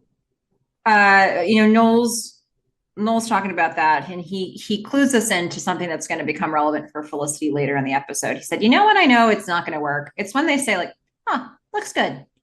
But But and so we're now clued in that we need to look for when that'll happen for Felicity. Um, but Noel's just sort of licking his wounds. He's like, I have nothing. Felicity's like, well, I have nothing, and my dad is in town, so take that. a little one-upsmanship, but then he's going to say, "Yeah, but it's the spider thing." Okay, Noel, please explain. It's like she's like a chick. He just needs to work on his metaphor game because it's not strong. Yeah, Um, because I'm still a little confused. He's like, when there's a spider and like you're scared of the spider, but actually the spider's scared of you. Like, who is the spider in I this? don't think this at all applies to the situation with her dad. I don't think that like I don't even see any parallel between the story he gives her and how we see things play out with her dad. Okay. Even if you replace scared with another word that seems to make more sense, it still doesn't make sense. Yeah, because if it's a spider, I mean, if it's really that bad, you can just step on it. And that is not the case between a father and daughter. That's true. Yeah. Felicity's like, I got it. I know what we do here. You come with me to dinner. Yeah. And I was like, And Noel's like, not hard pass. I'll be with you in spirit, is what I'm exactly. going to do. He's like, I remember what happened when your mother invited me to dinner. Yeah. And we're not going down that road again. That's a good boundary that Noel set there. That's good. Good stuff. Well, he sets that boundary, and yet when we exit the scene, they each have, like, she puts her head on his shoulder and he puts his head on her head, and it's like just this, what the? Yeah. I mean, absolutely, it looks like they are more connected than Felicity is connected with Ben, like by a country 100%. Mile. And it's only going to get worse because Felicity is now going to go from here to her apartment where where her dad is talking with Ben. And she was supposed to meet her dad at the restaurant. Her dad shows up at her apartment because that's what her dad does. Her dad comes into town and he just shows up everywhere. It's what we know this, right? We had many episodes of this. I can't with him. Okay, so he I'm gonna lose it with him. Give me another scene and I'm in there. So, good, because the next scene. Yeah, I know. So but this scene is insidious in another type of way, right? Because he's at her apartment. Mm-hmm. He's talking to her boyfriend. And Ben is now on a pre-med track where he's trying to be. So her dad's like, see? Yeah. Even Ben is pre-med. Like, you can just see the whole gloating sort of like, of course, like, are you not seeing the trend? Everybody is pre-med. That's cool. All right. And then to just add salt to the wound, Ben's like, I passed my placement test. Remember when Felicity was so happy when he got a C and she just like lit up, right? Mm-hmm. And that was the defining moment between this is Felicity and this is Avery. Mm-hmm. Here she's just like, oh, yeah, good for you. And it's not landing because her dad's in the room and she doesn't need to keep fueling her dad's fire about her not being pre-med. And B, she wanted Ben to feel lost just like her. And here he is passing placement tests. So it's just so like, Felicity is not in a place right now. You know that expression, like, lighting somebody else's candle doesn't dull your own or something like that? It doesn't blow. No, I've never heard that. There's, like lighting stuff. Oh, it doesn't dull your shine if you light somebody else. That's not what Felicity's life is like right now. No. She's pretty much the opposite of that. She's like, oh, you're doing well, so I suck more? Is that what's happening? Well, I mean, but it's all, because it's exacerbated because her father's there, right? Yeah. I mean, really exacerbated because he's there. Yeah. And even when she starts walking away with her dad, like, Ben knows it. Like, Felicity looks back and he just mouths, I'm sorry. Like, and he knows what he's done.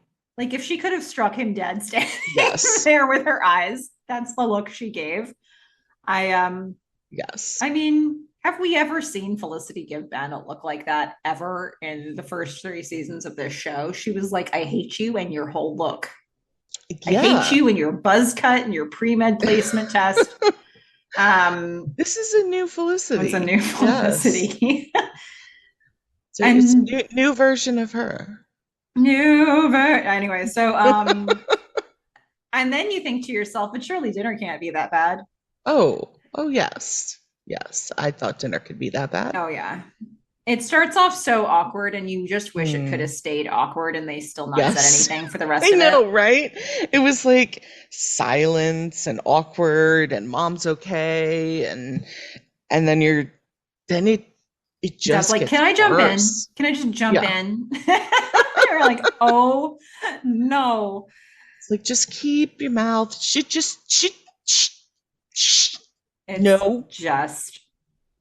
He's too much. You're wasting your time. You're focused on relationships, not on your future. Okay. Art's Art great, is hey, but it's fun. not a life. Not a life. Yeah. You can get back, you have to get back into medicine, but you can also do art. Like I have this friend who is a doctor and also does like little crafty shit. I mean, Yeah. like, Sam what? Devonshire, guys, if you're wondering who's the cardiologist who makes little crafts. Felicity just gets up from the table. Yeah, she just, and look, this is her move. This is how she does it. She gets up from the table and she finds a payphone. Yeah, she's going to call Noel. She needs to phone a friend right now, and that friend is going to be Noel. Mm-hmm. Noel is just fully in pump up Felicity mode. He's like, look, Yep. okay, look, hey, it's not that parents are evil. They're just stupid sometimes, okay? Mm-hmm.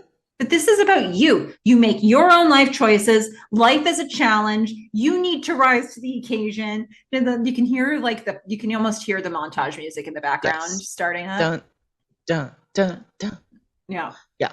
Yeah. And It's a she pep can, talk. It's a real pep talk. and Felicity's just like nodding her head. She's like, yeah, Yep. yeah. Mm-hmm. Mm-hmm. And then he ends his Yes. kick ass, take names. That name's going to be Edward Porter. Okay. Just write that That's one down. It's right. just the one.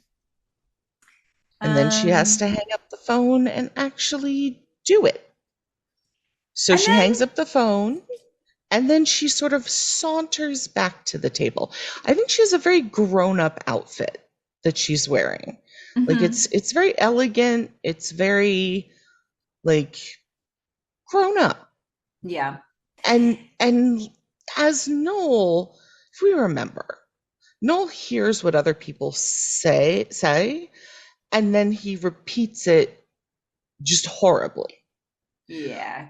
But She what did we're the gonna reverse. watch, Yeah. yeah, she is gonna start parroting what Noel just said. But Rather, I thought effectively. she did it well, but that doesn't mean it was going to be effective ever under any delivery. Yes, fair enough. But I was thinking the same thing. I was like, if only Noel had this skill. Unfortunately, the skill doesn't matter here because she's energized enough. She has enough confidence. What I think is really interesting about this is that so she gets back to the table and she's like,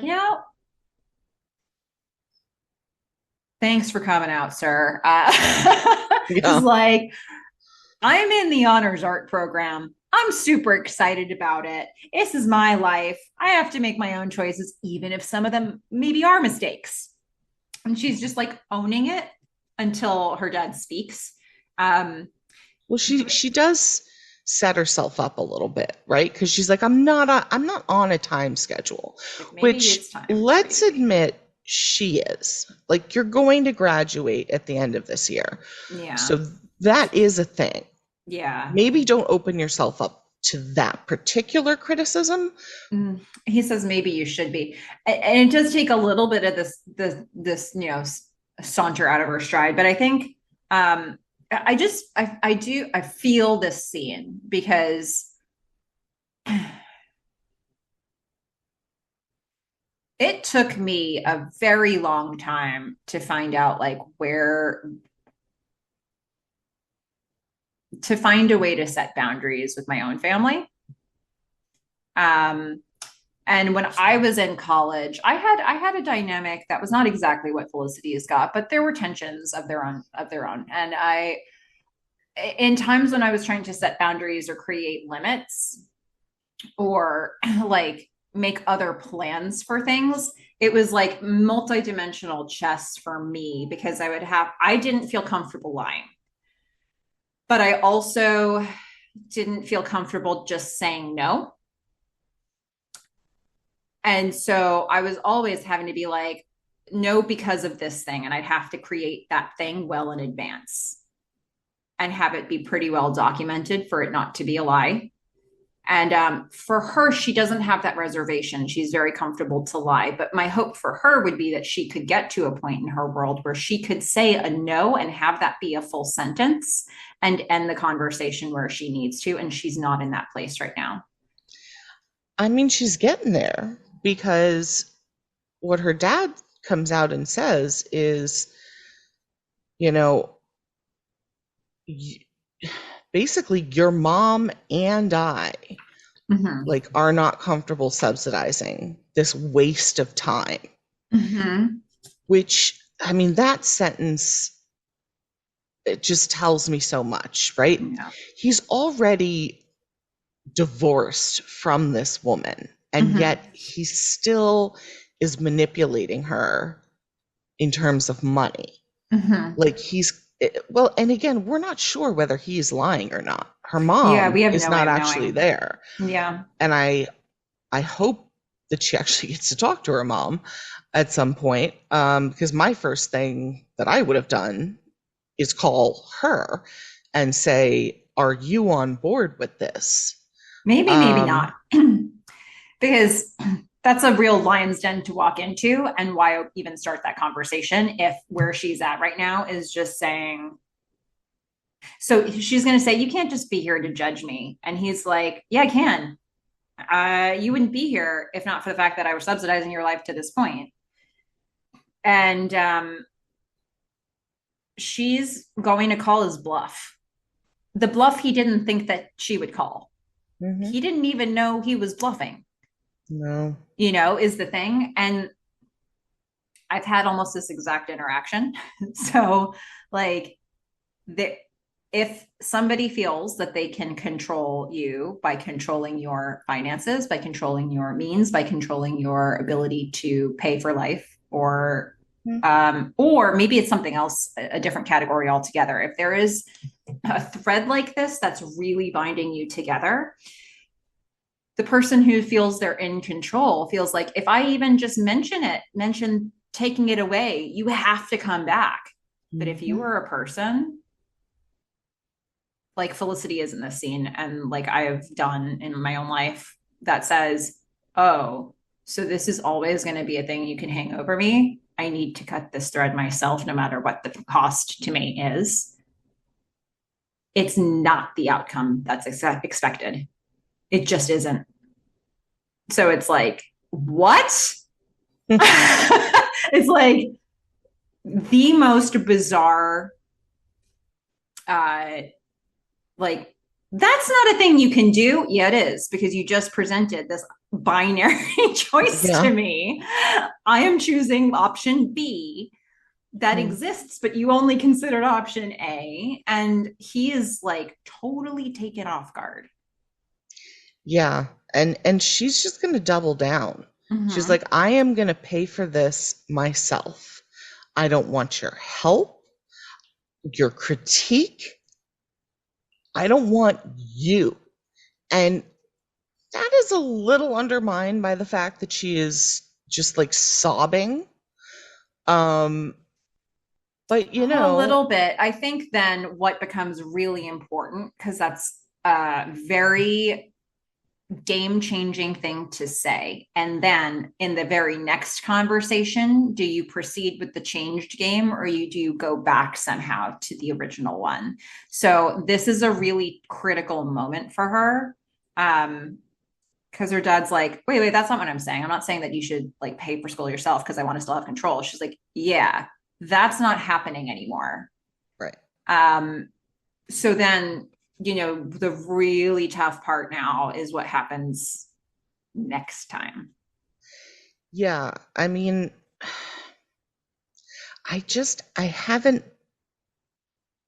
don't know. I haven't been in exactly this situation, I guess, because when I decide, I guess, to do something, it's like I'll figure it out. And I absolutely 100% agree with you in like cutting every string. So it's like, yeah, like to the point where if I'm offered something like for free or whatever, if I think it comes with any single string attached, like even if someone's going to do me a favor, right? And I think it comes with a string, or I am in any way dependent upon that favor, if I don't 100% trust that person, I will not accept it. Yeah. And if that person breaks my trust at any point, I will figure out how to do it on my own, because I just can't do this. I can't. It would create so much anxiety in Yeah. me to depend on someone who is so untrustworthy. Yeah. And her father has already proven that he is this is not the first time this has happened, right? Yeah. Yeah. And now her mom too, and this is why I'd be on the phone with her, because she supported her dad the first time. But Yeah. then she had this whole other relationship Mm-hmm. with her mom, and I'd be trying to check in, because for him to come out and say, like, your mom and I are on the same page, to me just screams he's controlling her somehow. And I would like to have that conversation. I get it in my own personal, like real with my own stuff. Like it took me it's it no, it took me 15, almost 20 years to have that check-in conversation with the other parent. Yeah. Yes, it would be great if it happened. And you get there when you get there in terms of being able to have that conversation. And maybe she could have it right away, or maybe she's not there, or maybe she's had some interaction with her mom over the summer that makes her feel like that's not a safe conversation for her to even have. Or maybe the show just didn't have time to go there and they weren't bringing Eve Gordon back in until, a little bit later in the season. So, I mean, there's a lot of things at play here, but I think in real life, I know for sure it could take a little longer than right away to have It absolutely that check can. in. But she did have the separate relationship with her mom, and they are separated. Yeah. And I think that is a difference than Yeah. like if they were still together and how she was dealing with them at that point in time. Yeah. It's so So, true. But I think, this is where for me, it's in like kudos on standing up for yourself in this conversation. And then can you stay this course? yeah. Because either you do stay the course and you know what, there's going to be temporary pain. It's going to be hard. It's going to be really, really hard and it'll push you to your limits. But the idea is that there's long term freedom Mm-hmm. if you get to the other side of that. So, like, do you stay this course? Which takes a lot of courage because it's not just one time that you're going to have this sort of conflict with your dad in this process, right, Felicity? Like you're gonna he is going to try to double down and get you back on track. Um, so you need to be ready to do this again. And so do you stay the course or do you just like sit with it and realize, oh my gosh, what did I just say I was going to do? Maybe it is the safer option, even if it's frustrating. I mean, especially at this point in time when she doesn't know exactly what she's doing. I mean, this has got to be the hardest time for her to put her foot down Which is and to why it's say, the I'm gonna, easiest time for her dad to assert himself like this, yeah. I mean, I was wondering, her parents have been paying this whole time, but she's also had a job at Dean and DeLuca. And so I'm kind of wondering, So I like, does think she where they have some money? landed in season one was that the parents were going to pay her tuition because they would have paid for her tuition if she went to Stanford, but they Hmm. room and board was going to be Okay. on her. Okay. Because had she been going to Stanford, that wouldn't have been an expense because presumably she would have lived at home and not dormed away that whole That's time. So right. she was taking this job at Dean and DeLuca to pay for room and board, and now he's saying we're going to withdraw our support for tuition. Gosh. Yeah, Good parenting. yeah. So we're going to head over to the loft. Felicity is going to find Noel in his room. He's lying in his suit on his bed, just staring up at the ceiling, eating And it's candy. super dark. I mean, the whole episode is shot sort of in a dark tone, I guess. I mean, just visually, it's dark. Mm-hmm. Um, and this scene in particular, he's just sitting in the dark Yeah. or laying. I guess. And He's laying he's down lying on in the his dirt. back, and Felicity's going to lie down next to him. I like this camera shot. Yeah. There are a couple camera things they do in this episode that I really Mm-hmm. like. So the camera is looking at them, but they are sort of upside down and a little off kilter. Mm-hmm. And that is what their world feels like right now. I just thought it Yeah. was very symbolic of just like this. It can't even be straight up and down. They have to be a little off on a diagonal. Yeah. And Noel is there saying he's trying to figure out, what's wrong with him. And, she lays down, they're laying down side by side now, both, just staring up at the ceiling. And Noel's going to say, how'd it go? And I mean, Felicity basically says, well, I'm paying for college now, whatever. And I really like the next two choices. One, at least in my version, there was no music. It was just quiet. And the next thing that happens is Noel offers her some candy. Mm-hmm. I mean, it's this really like, we don't know what we're doing, kind of regressing, like, here's some candy. Like, I don't know, everything about it was just, I don't know. Like I felt for both of them, but it also seemed like they had their own soothing mechanisms, I guess, is what was going on.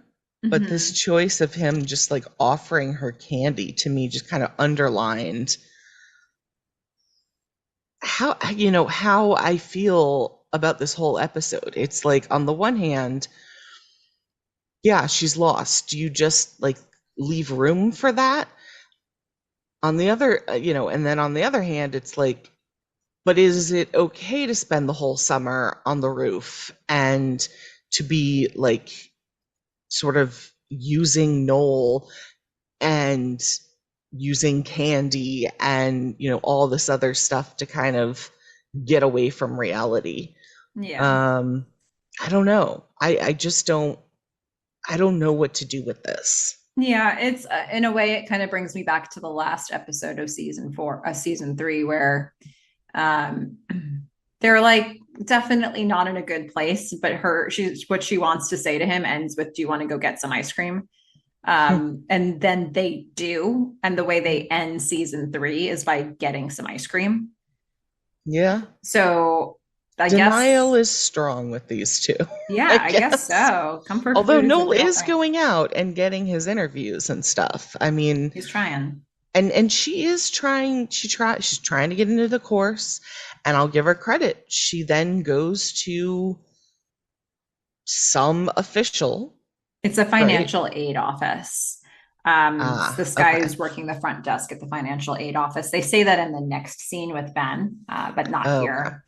So we find out that the PSA style, there are exactly 3 steps to declaring your Yeah. independence. Step 1, get your guardian to sign these forms, which Which is so stupid. I've got to be honest, it I sounds like a mean, step fraught with problems. yeah. And you don't actually need this if you go to court. I mean, if you can go to court, well, so this is declaring your independence, I guess, for For a lot, financial yeah, for aid, financial aid. but you can be declared, what's the word I was looking for? You can do like You can be an emancipate yourself. emancipated minor But the by thing is, going she's to not a court. minor. Right. So I think this really is only a rigmarole she goes through for the sake of the financial aid office, because she is an adult. Yeah, which to me, this step one I mean, yeah, seems like it would be difficult if the issue is financial in between your parents and you. Yes. Like, I very, absolutely very imagine that in the difficult. real world, there are rules like this that cause havoc on people in real life situations. I believe it, every Yeah. thread of it. Um, Step 2, provide rent stubs and bills and things that show what your expenses are. Step 3, apply for a loan. See, easy as that. I mean, it's weird they don't ask for income when they ask for expenses, but okay. Like, you would Yeah. think they would have to do a full analysis. Like, what if she had a trust fund? Yeah. Like, this feels not correct. Yeah. I feel like there are more Well, steps. there might be. There might be more steps. They just wanted to lay this out for us here, Okay. whatever that really looked like. Now we're gonna get this voiceover from her. She's smiling. She's walking down the sidewalk. She's giving this voiceover over tape to Sally. Hey, declaring independence is kind of amazing, eh? Yeah. There it is. The declaration that I did not know was coming. Yeah. But now, so she's on her way to Dean and DeLuca. So she's going to show up at Dean and DeLuca. She's late. Ben was either covering for her or she was supposed to relieve him, but she's late. And She's an Ben, hour late. so late. And Ben is frustrated because now he's going to be late for his class. Yeah. However, how many times has he like either not shown up or been late or just not shown up?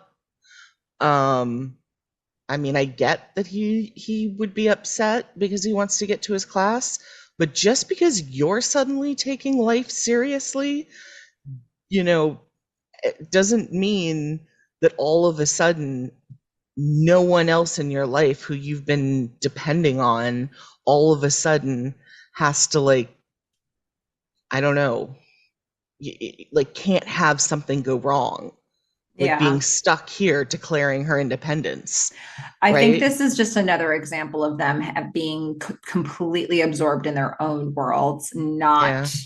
not being connected to each other, because it really is like for him, he I guess thinks he's communicated at least. Well, I'm going down this medical track. He told her about the placement test. He's got a lot on his plate. That's the biggest thing he's factoring in right now. He's stressed, and she's got all this stuff that she's totally stressed about. Those problems are completely independent of each other, and they feel like they are Huge. independent of each other. Yeah. Like they are not. I guess they're giving each other the Cliff's Notes versions of like, here's what's happening for me right now, but they're Mhm. so absorbed in their own challenges that they can't really comprehend the gravity of that for the other person. It's like to say, I'm paying for school now feels like It's more than that. I mean, Ben's been through that too, right? With having to mm-hmm. pay for school, but it is I think it's emotional for her too. It's huge. It is a really, really big thing. And Ben does not have the capacity, he does not have the brain space for it. Because And he's also doing something yeah, really, really, I mean, they're both doing something for themselves. yeah, And frankly, it's a time, it's this is the time to do it. yeah, It all yeah. makes sense. Timing's a bitch, but like, And they just got on this path over the summer of having this distance, and she got close to Noel. And so like she's going to Noel yeah. when these because he's always validating and always supportive, whether or not that's healthy. Well, It's yeah, like, but he's you know, also in a similar place, for at least for the moment, with mm-hmm. her as well. Yeah. I also want to give just like a big gold star to Melissa right now because she correctly said Cliff's Notes, Hmm. which I just recently learned is what it's called. I always thought it was Cliff Notes, like without an S. And then I found out that no, it is in fact Cliff's. Like some guy named Cliff Yeah, his created this. possessive notes. Yeah. Yeah, they're Huh. his notes. And like I just learned that today, like a couple hours ago. Oh my So goodness! Look at that. gold star How to about you? Melissa for knowing something and saying it correctly that I just learned a couple hours ago. I See, you mean, find something in one place and you suddenly see it everywhere. everywhere. Goodness gracious. It's amazing. Pretty Well, amazing. well, thank you for that. Let's head over to the ladies' apartment, shall we? Let's do it. Meghan is trying on her bridesmaid's dress for Elena's wedding, and Sean is eating, and we are only going to find out later what he's eating. The fight about Tracy, about Meghan's fantasy about Tracy, is continuing, but then they hush up when Elena comes in, because the only thing they really want you to know here is that Sean has been chowing down on Elena's wedding cake. Yeah. And I love that he does this entire scene with his mouth full. Like the whole scene. Yeah. So it clearly at some point he had to put more cake in his mouth, although we don't see it. Yeah. Like after he has found out that it is the wedding cake, he has put more of it in his mouth and continues to sort of not quite apologize, but say things like, I thought it was a wedding cake, but I didn't know it was the wedding cake, all with like giant mouthful of cake. My favorite part is that the first thing he says to defend himself is, I didn't eat the whole thing. Honestly, doesn't matter. If you have even smushed the frosting, it's done. It is just over. Look, he took one piece, just like slowly push it together. It'll be an oval shaped cake. It's fine. Don't worry. I found, I guess this goes to show you that I have not had a wedding. Like, how far in advance of this wedding are we that she already has the cake? How far do you get the cake in advance? Like, yeah, I don't days and days and days? Yeah, I don't feel like this. I mean, I don't know when the wedding is supposed to be, but one, I don't think you get it this far in advance. And I don't think it's delivered to you. I thought it was delivered directly to the venue. Yeah. I don't think you put it in your refrigerator. So if our assumptions are correct, and listeners, you can correct us if we just don't know what's up with weddings. But if our assumptions here are correct, then it makes a lot of sense to me that Sean thought this was like a sample. Because like, why would it be sitting in their fridge days before the wedding? And I don't know how big this wedding cake was, but it fit in a fridge that I assume has like multiple shelves.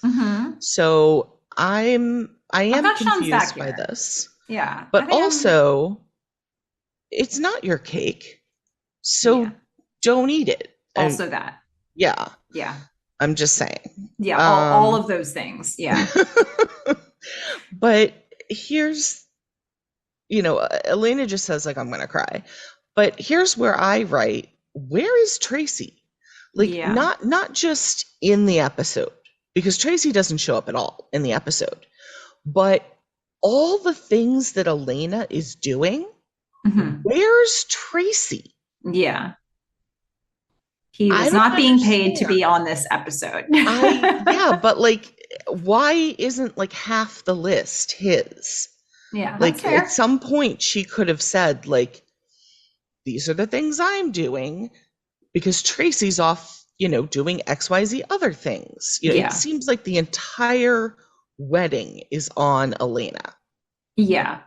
And Javier. It's fair. Well, good question. Excellent question you posed there. Let's head over to Noel and Felicity. They're walking, they're animated, they're feeling it. Noel had a good interview. He's pumped up. Yep. Felicity's going to Cavallo's. Yep. I mean, they're there to support each other. He's had a good interview. He's pumping her up. Things are looking bright and fantastic. And then needle scratch. Felicity's just gonna get to her class and yes. Dad's there. Dr. Porter standing not even in the middle of the class, sort of like 2 steps in the door with the most skeptical possible look on a face ever. Yeah. And he is literally there because he just wants to see if this class is even up to snuff. Can he even believe it? And he articulates that to her. Yeah. My God. So Cavallo's going to come up because this isn't the most awkward thing ever. He's like, hey, Felicity, I haven't even looked at your portfolio yet, so sorry. He meets her dad. He's like, you know what? Come back later. Come back at 2, and I'll tell you if you got into the class. She's like, Oh, crap. This is not what I needed. Dad looks at her with question marks all over his face. Edward Porter doesn't know what's going on here. And before he get the good news is that Right. that doesn't even matter. Nope. Because before he's about to be like, see, you don't even know if you're in the, she's like, sign these papers. She's like, I'm not even going to let you have this fight with me. He's like, what are the papers? She's like, I'm emancipating myself. I'm declaring my independence from you. So she, he's not into it.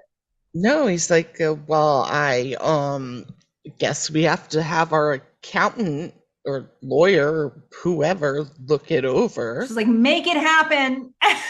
And just leaves. Yeah, I love that. I enjoy the fact that it's like, he was going to bring her right back into the same fight. And she's like, this isn't even relevant anymore. Yep. We're not, because you are no longer in control of me. That's it. Well, I mean, technically he has to sign the papers. That's the thing. Yeah. So now we're going to see Ben running to class. Yeah, just sprinting down a hallway. Very long hallway. Yeah, but he is locked out. He is locked out of his OChem class. Yeah, do we remember this guy? Is this the same guy? Wasn't he the same professor who locked, was it Felicity out? Somebody got locked out. Don't think so. No. I think he's a guy who's been in other things, but I don't know that we've seen him in another role in this one. This teacher will not let him in. Yeah. He's like, you're late. Door locks on the hour. There's going to be a quiz on this material in the next class, and if you miss another one, you're out. Yep. Thanks for coming. Yeah. Pretty much. Yep. Yeah. He's a character we'll see a bit more of. And it's not a good start, that's for sure. I was going to say, it doesn't seem like he's going to be like in Ben's corner. Yeah. Yeah. So now Felicity's going to go back to see Cavallo. I guess it's after 2. And she's trying to get the final decision here. Cavallo's like, good stuff. But yeah. I mean, he doesn't quite say that. I mean, he says good stuff. Good stuff. And she says, but, and then he says, but maybe you should take like composition. She's like, yeah, I took that. Yeah. He's like, Bradshaw has a shading and form class. And she's just like, yeah, I heard that was good. He's going to get another phone call, and we already know what he's like when he's on the phone. She's just sitting there reeling. And it's like, how can you reject somebody without actually ever rejecting them? That's him. No, I think he rejected her. He rejected her, but he never said you didn't get in. He was like, it looks good, but maybe try the composition class. She's like, Yeah, and also first, I mean, she's a senior. This is like, there's no second and now you're in the class. Yeah. Right? That this is it. It's probably a year-long honors program, I would guess, but maybe not. Maybe not. Maybe he's doing it again the next semester, but also the fact that he starts with composition and then moves to another class is like shading generally you're just not going to get in. Yeah, like it does feel like this is a hard pass, but not very like useful critique of how to be. I don't know. It just doesn't seem like it's a no. I think it's a pretty clear no, and I think she gets that because we get this lingering shot on her face, and what did you say? She was reeling, and I put she's dazed. Yeah, I think it was some combination. Reeling wasn't quite the right word. Dazed probably is. Like she just doesn't know what to do. She doesn't know what's happening. Doesn't know what's like. Yeah, things are pretty out of control in her world right now. Yeah. So now we this go is to another competition. This here is Ben v. Printer. I was trying to decide because this for me is actually weirdly the most comedic moment of the episode, but it only lasts a moment. It's because of the camera angle and the way they have him coming in. And I was trying to think like this feels like another scene we have seen with Ben, and I can't. Did they do something like this with him fighting with the espresso machine? I mean, the espresso machine burned him with the steam. Yeah, just the way his face comes in to slowly they start it with you're behind the cameras behind the printer and through a little crack between the printer and whatever, like maybe the computer that was next, you could just see a little window where all of a sudden Ben's face starts to come into the frame. And I'm just trying to think if we have seen this done before. I mean, it's not coming to my mind, but it's definitely possible. I would say I found no part of this comedic, just because he looked so upset, and maybe it's the buzz cut and me like already feeling like he's very aggro right now. No, for me, it very quickly shifts, but my first instinct when I see him just slowly sliding into frame was to laugh. And then you very quickly realize that he is just like fed up. He's obviously been dealing with this printer for a good long time now, but the printer isn't really the problem. But it also is the problem at this particular moment until Felicity walks in and then she's the problem. It was sort of like this weird accusatory camera angle. Yeah. I mean, there was dialogue here, but I actually didn't really focus on that. My notes were they've both just had really bad days. Yeah. Like Ben's had a really bad day, Felicity's had a really bad day, and this situation is going to test their relationship. And then I put next to it, maybe this is not a time for either one of them to be in a relationship. It seems like there's too much on both of their plates. Because the thing too is that this doesn't become a fight where, so Felicity comes in and definitely wants to tell him about what just happened with Cavallo. Like you can see that she's winding up to be like, here was my day. But Ben's pissed.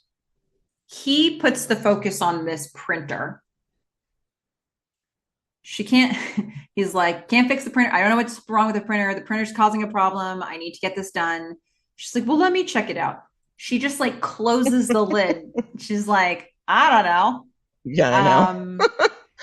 I feel like this was a moment for Noel. Remember, he needed to get into the chi or whatever it was from that. Like the reason he opened that lid was that the tray was that he couldn't find what was wrong with the printer and he was inspecting it. Her just closing the tray again doesn't really she do closed anything. it and then proceeded to ask him, does it have paper in it?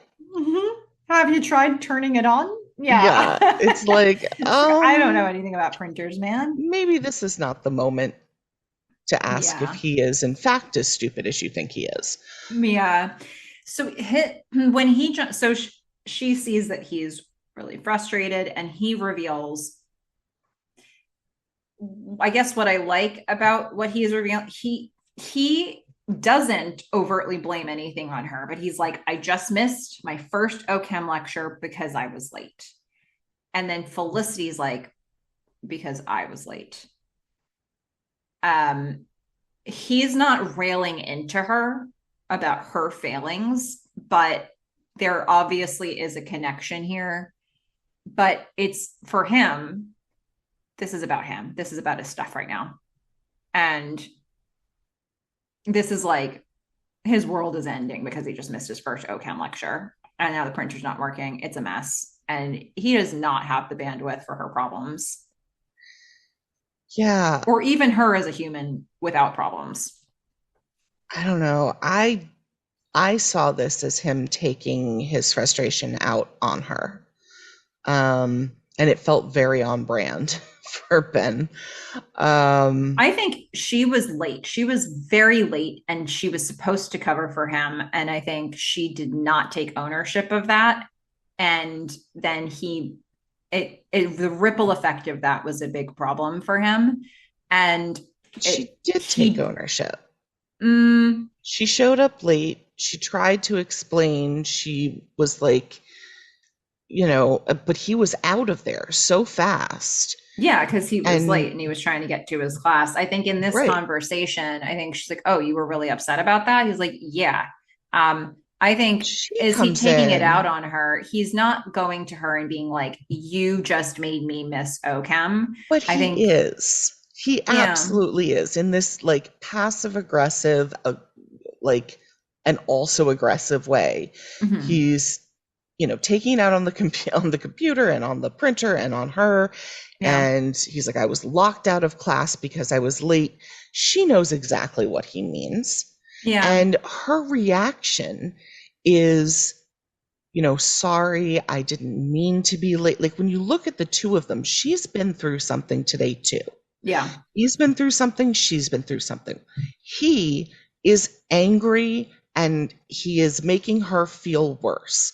yeah. She is becoming more like meek and saying she's sorry and I didn't mean to be late and trying to placate him and apologize.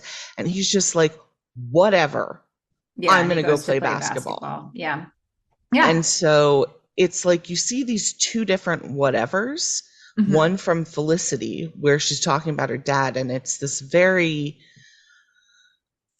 like resigned Mm-hmm. whatever, I guess would be the way I put it. Whereas his is so angry. It is, I think he is blaming her with every word and the tone of his voice. It's very clear that he is blaming her, and she takes that on. Yeah, I don't know. I think I mean I see a bit of that, but I think that he is in a real general frustration about this situation. Like he has been trying to do his very best to get onto this new track and he is having to fight the universe at every single turn. And he's having to fight his guidance counselor, Felicity being late, this printer. I think there's a lot. He's now just met his OChem professor, and he is not off to a good start. And Um, that's fine, but she is turning around and having to pay for school and cut ties with her family and yeah, declare her independence, and she didn't get into this class, and yet she's making room for him. She's trying to make him feel better, and all mm-hmm. he's doing is thinking about himself and venting his frustration like in her direction, as well as the printers, as well as the world's, right? Mm-hmm. And then going to like do something by himself, let's assume, to go And blow off steam. also, like, yes, all of that true. And also, she's making space for him after she's making space for Noel in every single one Oh, of these fair. moments. So I Yes. think like I think that they are failing the communication and relationships test. They seem to be really disconnected with each other right now. And I think if I look at what they're more connected with, I think Ben may be more connected to his ambition and Mhm. Felicity more connected to Noel. I think, at least from this first episode, and this could change because we know it changed, everything changes. But to me, it seems like yes, she's floundering, she's lost, but she knows what she doesn't want. Mm-hmm. And she doesn't want to be controlled by her father. And she Yeah. doesn't want to be pre-med. So at least she's figured, that much out. And this connection with Noel to me feels um, very circumstantial, very time dependent. They're both there at the same time feeling similar things, and it just seems very unhealthy. Mm-hmm. Like codependent. I think you may have said that earlier, that it Yeah. just seems really codependent. Um, Something's so, just off. It's they're good friends, but um just everything seems a little off, yeah. especially when you look at the rough outline of this and it's like Ben and Felicity, love story, in relationship, Noel and Felicity, not. Right. And But they've then you spent look at all it and it's like, not how this is playing out at all. But they've spent all summer supporting each other. The Mm-hmm. question is why now? Right? Yeah. Why are things ramping up now? And I think this is part of it. Ben gets back and she's had in her mind this supportive Ben who, is going to be there and make things better, and then he comes back and not only is he not that, he's making things worse. But I would actually disagree that she's because the one glimpse we get into her summer is Noel, Javier, and Felicity on the roof tanning. And at the end of that whole conversation, Javier makes it a point to say, whose name isn't coming up at all these days? Ben's. Yeah, So, but like, her her vision of response, him coming back and being supportive, does she have that vision? Is I she think she thinking about it? does, because her response is, he's coming back in 2 days. He's my boyfriend. I love him. Like, I feel like that's just been her kind of anchor, But I this think in the same way that you said that she's maybe like just like taking it for granted, I don't think that she's like really visualizing that and leaning on it. I think that was her answer to Javier. And it was just like, I think it's the reason that nothing happened between her and Noel over the summer, because she had this thing, right? She had Ben, and she had this like idea of Ben as, he's my boyfriend, he's coming back. I love him. That's just the way it is. mm-hmm, And then he comes back, and that's what changes. mm-hmm. Yeah. All right. Well, let's go back over to Javier and Elena. So we're at the lady's apartment. Javier finds Elena in her room. And he just had a revelation for himself. So Almondina, who was helping with the wedding dress, handed Javier back the picture that she was using as a reference. And Javier realizes this is Elena's mom. Mm-hmm. And he comes in like tail between his legs. He's so tender. He's like, this dress was supposed to be you recreating your mom's wedding dress, huh? Yeah. It's like, I forgot even to think about the fact that your mom's not here. And actually, I mean, where's her dad even? I don't know. Like, um, He's probably watching sports somewhere yeah, he's probably watching like Wheel of Fortune or something. in his Um, in his chair. yeah, probably, right? So, Yep. It's just hitting Javier the lack of a support system that Elena actually has from her family. So he just says, let's get this dress perfect. Yeah. I actually wrote that down. I was like, he's trying to support her. Yeah. And he is trying to be there for her. Yeah. Because guess who's not there? Tracy. Yeah, it's true. So true. Elena's Start paying isolated. him to come in and help her with this wedding so she doesn't have to go crazy. Yeah, it's true. All right, so we're going to get a knock on the door from Edward Porter. Felicity will greet him. Just so awkward. It is. He had the accountant look at the papers. He signed them. She thanks him. And then he says the thing that made me want to slap his face. Well, but first, before any of that, she invites him in and he says no. So Yeah, they're going to do this whole thing in the hallway while he has pushed the elevator button down. probably the best thing. I know, Well, why is he but it coming into was the apartment? it was just so awkward. It was like, But I guess why ugh. that mattered to me is that it's sort of like she's saying like, yeah, things have changed and do you want to come in under these new pretenses? Or it's her just like falling into old routines while having changed the game. Edward Porter is like, not worth my time. I was here for one reason. Like, and I think that makes a lot of sense to me if he's just like a full-blown narcissist and he came in trying to get his supply and then she's like cutting the supply off. He's like, well, what am I doing here then? What's the use of I don't this? know. I do think he's hurt. I think he's hurt by Sure. this. Um, and I think also kind of doesn't know what to do with this, and so it's like he's come there to give her the papers, but it's like Yeah. he doesn't know what, like there's nothing else to say, right? And it's textbook narcissistic reaction. Like this Yeah. is so he says to her, this is not how I wanted this trip to go. I love you. Not how you wanted this trip to go. So you wanted to bully your daughter into changing her life's course because you're paying for things. That's how you wanted this trip to go. Mm-hmm. Then she was like, stop bullying me. I'll pay for things. And that's a problem for you.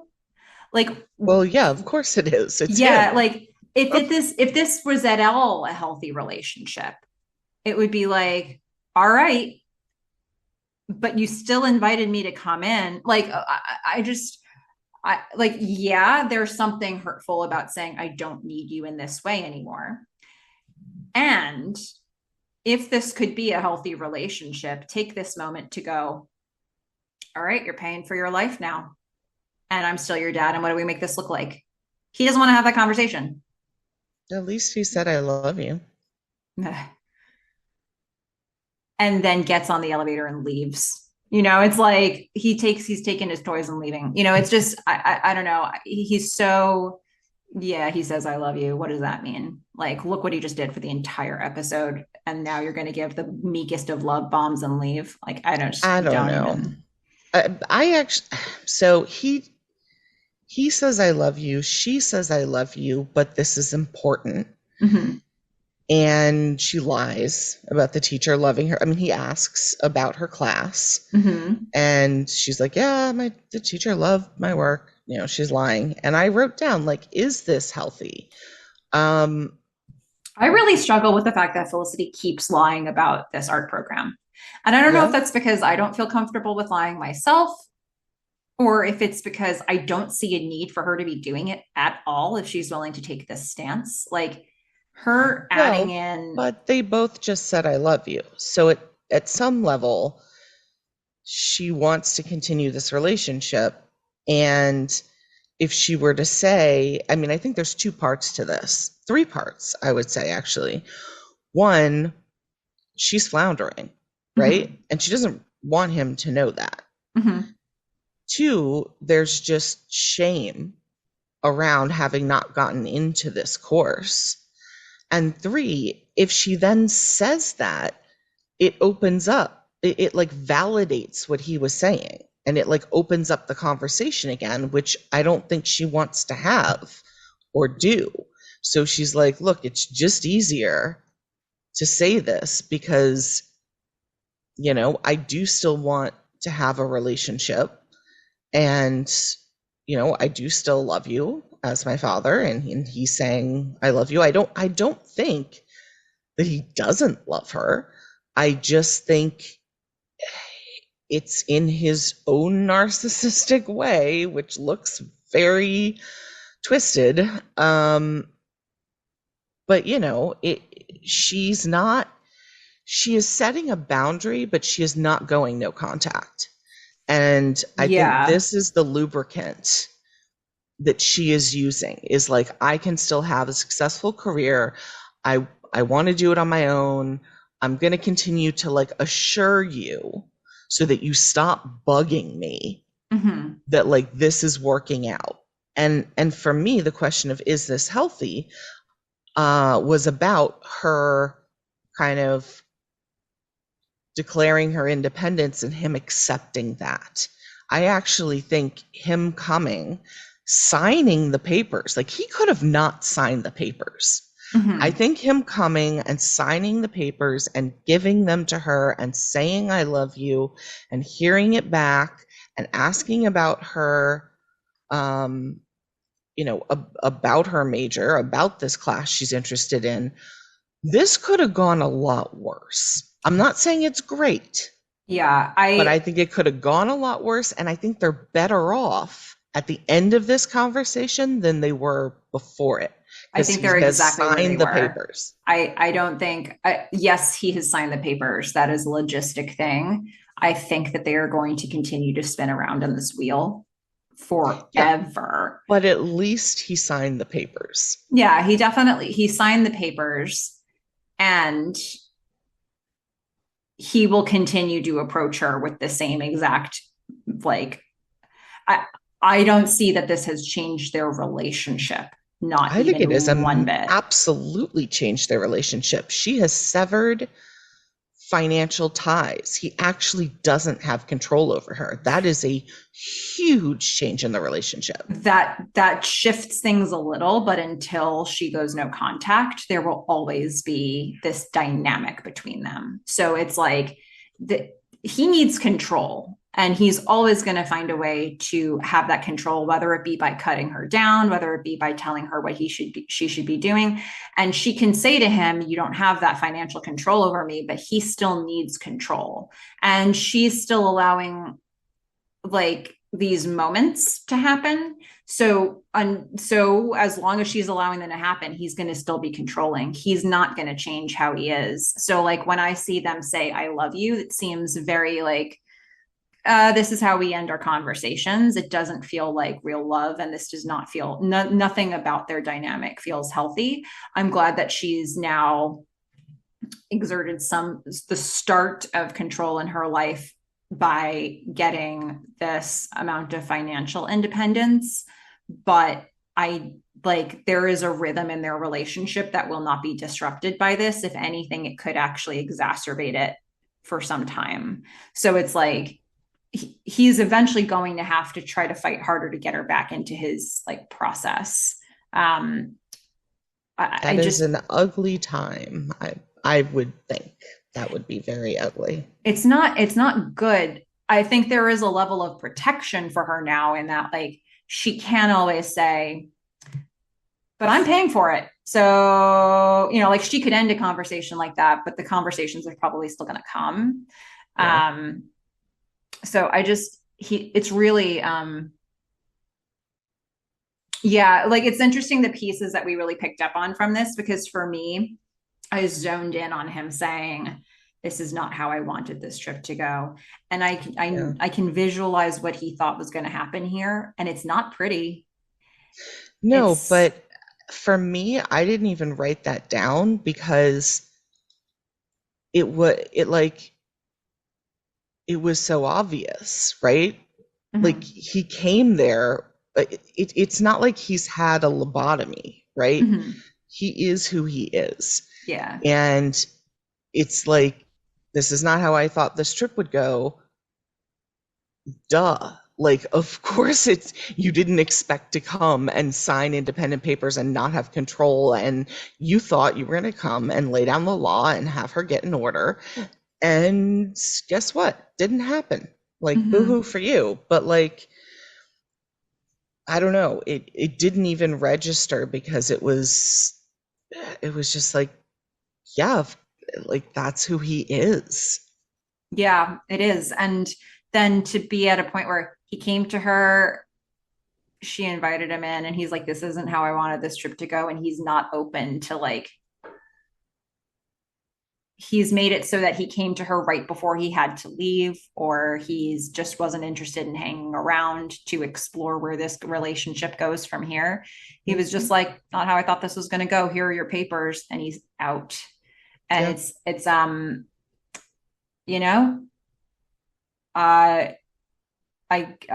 I get it. But I do also think that he was hurt by this. Yeah. Even though some may say that perhaps he was asking for it. Mm-hmm. Kind of like she had to do what she had to do, and you got hurt.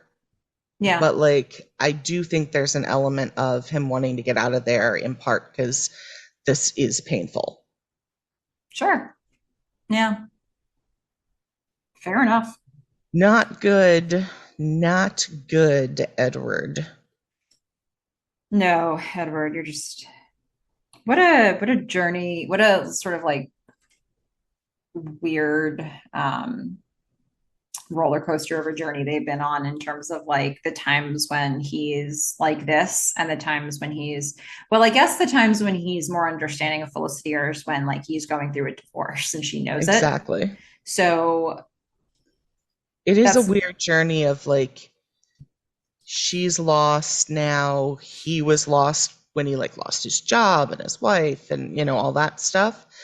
So it's just kind of, yeah.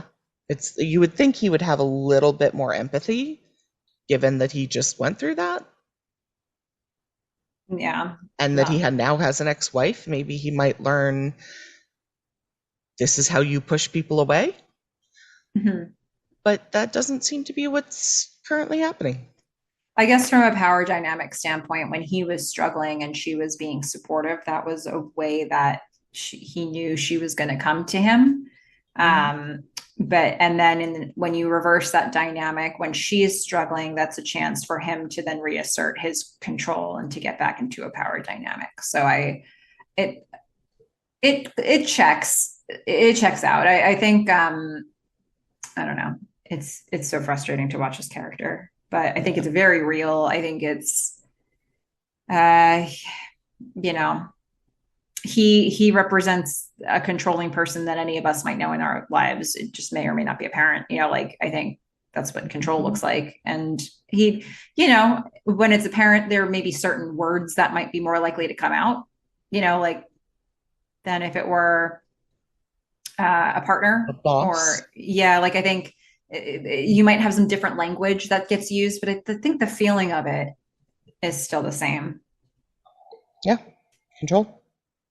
So okay, so we're gonna see Felicity's walking again. She's finishing up her voiceover to Sally. She's like, "Why am I so afraid of the future anyway? Huh? Isn't it just time? What's the big deal? It's time."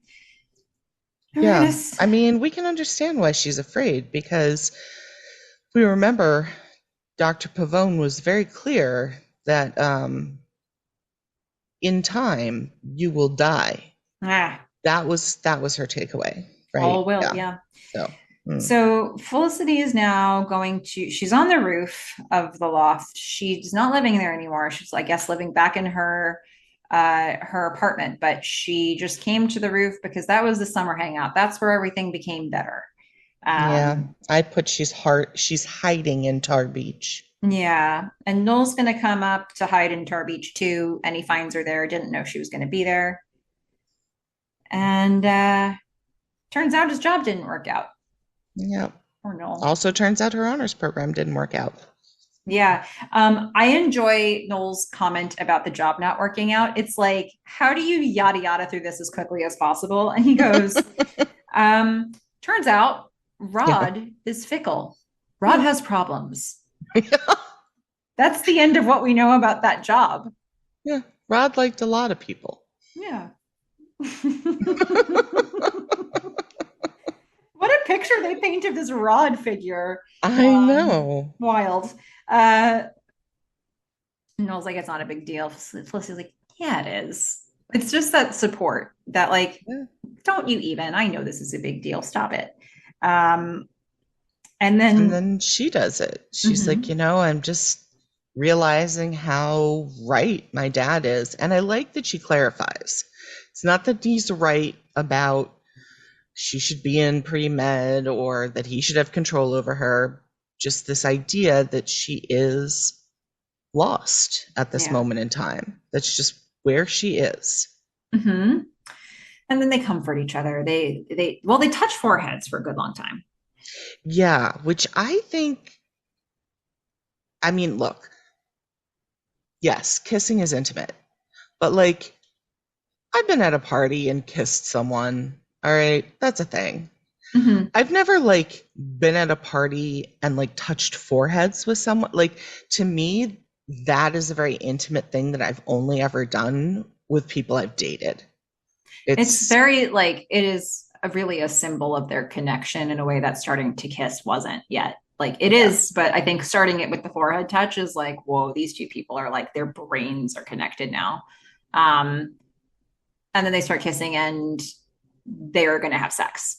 So Oh, yeah, they spoiler. as no, I mean as they're leaning back, they're lying down as they're kissing. They're trying That to was show you without not showing you. clear to me at all that that's Yeah. what was happening. Oh, okay. Yeah, like they're kissing and they're lying down. But it's when they pan back and they show them sort of the their what do I want to say for this? They're taking it the whole scene in and you could see them and it's more of their profile and you're watching them still kiss, but you watch them start to like lie down with Noel on top of her. I mean, but sometimes that happens when they're playing Boggle. So that was not clear to me that that's what was Sometimes, going on. yeah, I will say, like, when they open the next episode, they're not going to show you, like, they wake up Yeah. after. It's like you're not going to get to see the love scene happening. It was they're lying down and Yeah. then they're going to pick up with like right Oh after. shit. What did we just do? I mean, Yeah. that's kind of ballsy with Ben right downstairs. Um, Yeah. hmm. Well, he doesn't know about Tar Beach, so they're safe. Of course he knows She about the did roof. say it was the roof. Yeah, and he has been on the Uh, roof before, but I don't know that he would I think think to he's look for her aware there. there's a roof.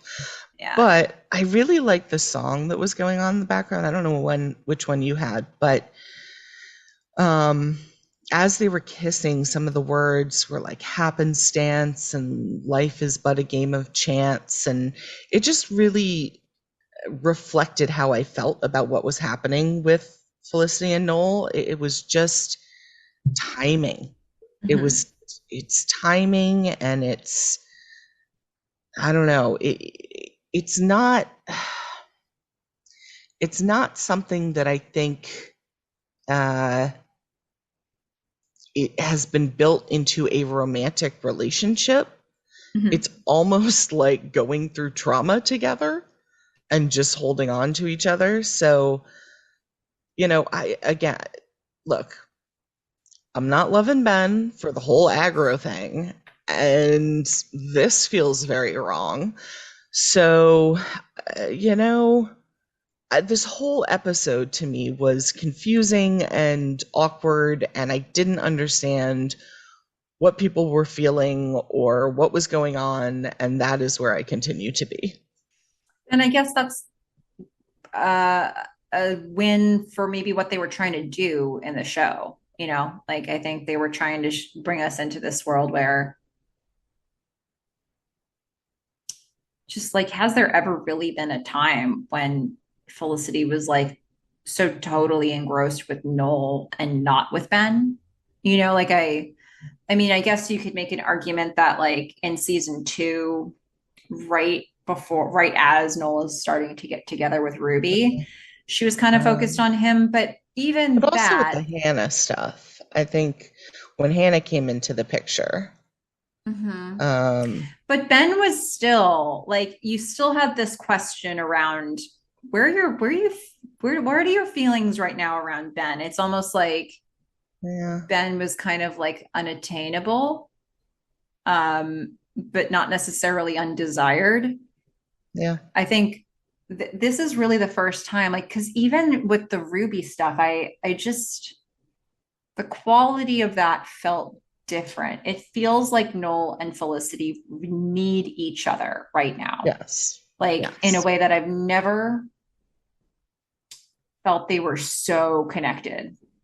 And his desperate, like, he's usually so desperate and thirsty, right? Yeah. Mm-hmm. But this feels very much like they are on equal footing. I agree with that. Yeah. He does not feel like he's like eating a hamburger when he kisses her. Um, yeah, I think, yeah, maybe that is it. That it's the equal footing of it all. We just haven't really seen that with them before. So it feels very different to me. But It's equal, but they're both coming from like a damaged codependent part, like yeah, perspective. So it's not, while it may be great. equal, it's still not healthy. Yeah. And, then you add the fact that like Felicity is actually in a relationship with Ben and saying she wants to be in a relationship with Ben. And then what's that? So it's like on paper, it just looks wrong, but it feels kind of right, but then it feels kind of unhealthy. And I think that's just the sort of the magic of what they've set up here to start off this season. They wanted to start us in a totally different place. And And I I think guess they this were is it. very successful at that. I have not felt this way during any other episode. Yeah. So there's that. I mean, I guess we see where we go from here because it's a new starting point. So yeah. I mean, I do wonder, is this mood and the darkness and the type of sort of shots that they're going to have, like, is this foreshadowing for the rest of the season? Are we going to continue to see this, or, in the light of the day, the next day, is it bright and all of a sudden there's documentary again? I think so. I don't remember exactly like execution wise, like artistically how they get to the tone. So I can't promise anything in terms of like darkness or color scheme or anything like that. But it's pretty dark this season, like in terms of how I feel about it and in terms of the tone. And I like dark stuff, but they make a couple choices that don't make sense to me, or haven't in the past. So it's sort of like I don't know if I'm fully on board with the ride, but I guess we'll see. I mean, I do like where they started this episode, where they started the season with this episode, and I think they have a lot of potential from here. And then I think I need us to deep dive on this to see if it turns me around on season 4 because I'm underselling this in my head. Okay. And we'll see. Yeah. I mean, it's complex and I like that. Mm-hmm. And it leaves me wondering, I guess. It leaves me with many things to think about and obviously multiple interpretations. And so I also like that. Yeah. Well, Fish, Yes. it's time for our You're the Worst segment. Mhm. And who'd you come up with? Who's the worst? Yeah. Yeah. I had some people to choose from, but I don't think I'm going to get too much pushback on this one. Dr. Edward Porter, you're the worst. You are stalking Felicity again, saying that she is wasting her life. You hypocrite. Remember when you lost your job and your wife and were taking meds? Who supported you then? Who got you back up on your feet? Yeah, Felicity helped you out. And now you and your ex-wife, who you're probably controlling, don't feel comfortable subsidizing your daughter in a moment when she feels lost, when she's getting her feet under her for the first time? Okay, fine. It's your money, it's your decision, but don't you dare give us those sad, wounded eyes when she declares her independence. This isn't the first time you've proven yourself controlling and untrustworthy. She may be lost now, but I have no doubt that she will figure it out, and she'll do it without you. Not because of you, but in spite of you, making you, Edward Porter, the worst. Here, here. Yep. Edward Porter, You're the worst. Yeah. Oh, just like you. can't with him. Oh man, my goodness. Well, Fish, it's time for our favorite segment. Yay. After you listen to this tape, you have to erase it. And there's actually tape this time. Mm-hmm. So, trying to think about the best way to approach this. A lot of the feedback we have is actually from season three. Stuff that felt like, oh, we should probably bring that back in here. But I'll start with the first thing that's this is just a random fun fact that I didn't know about and just something for us to think about. But I wanted to mention it here because of the fact that we're seeing Bob Clendenin show up in more than one role. We have at Ruby and Simba 13 who says to us, hey, this is random, but did you all already know that the lawyer for Javier, when he met with Felicity for the green card marriage, was the same actress who played Sean's mom? No.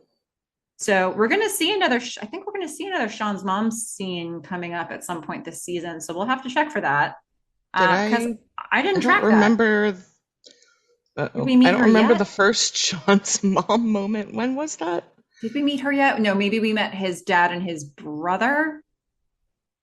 Don't remember his So mom. we're gonna get a little bit of Sean's mom, and I just felt like, ooh, that's kind of fun to bring up when we have an episode where we just saw somebody come back for a second role. So Yeah. I don't know. I guess it's nice that you can Recycle bring people. cool people back again. And hope that everybody has a really short memory, but not Ruby and Simba 13. Gotcha. Pretty good stuff. Okay, we have two comments on the finale.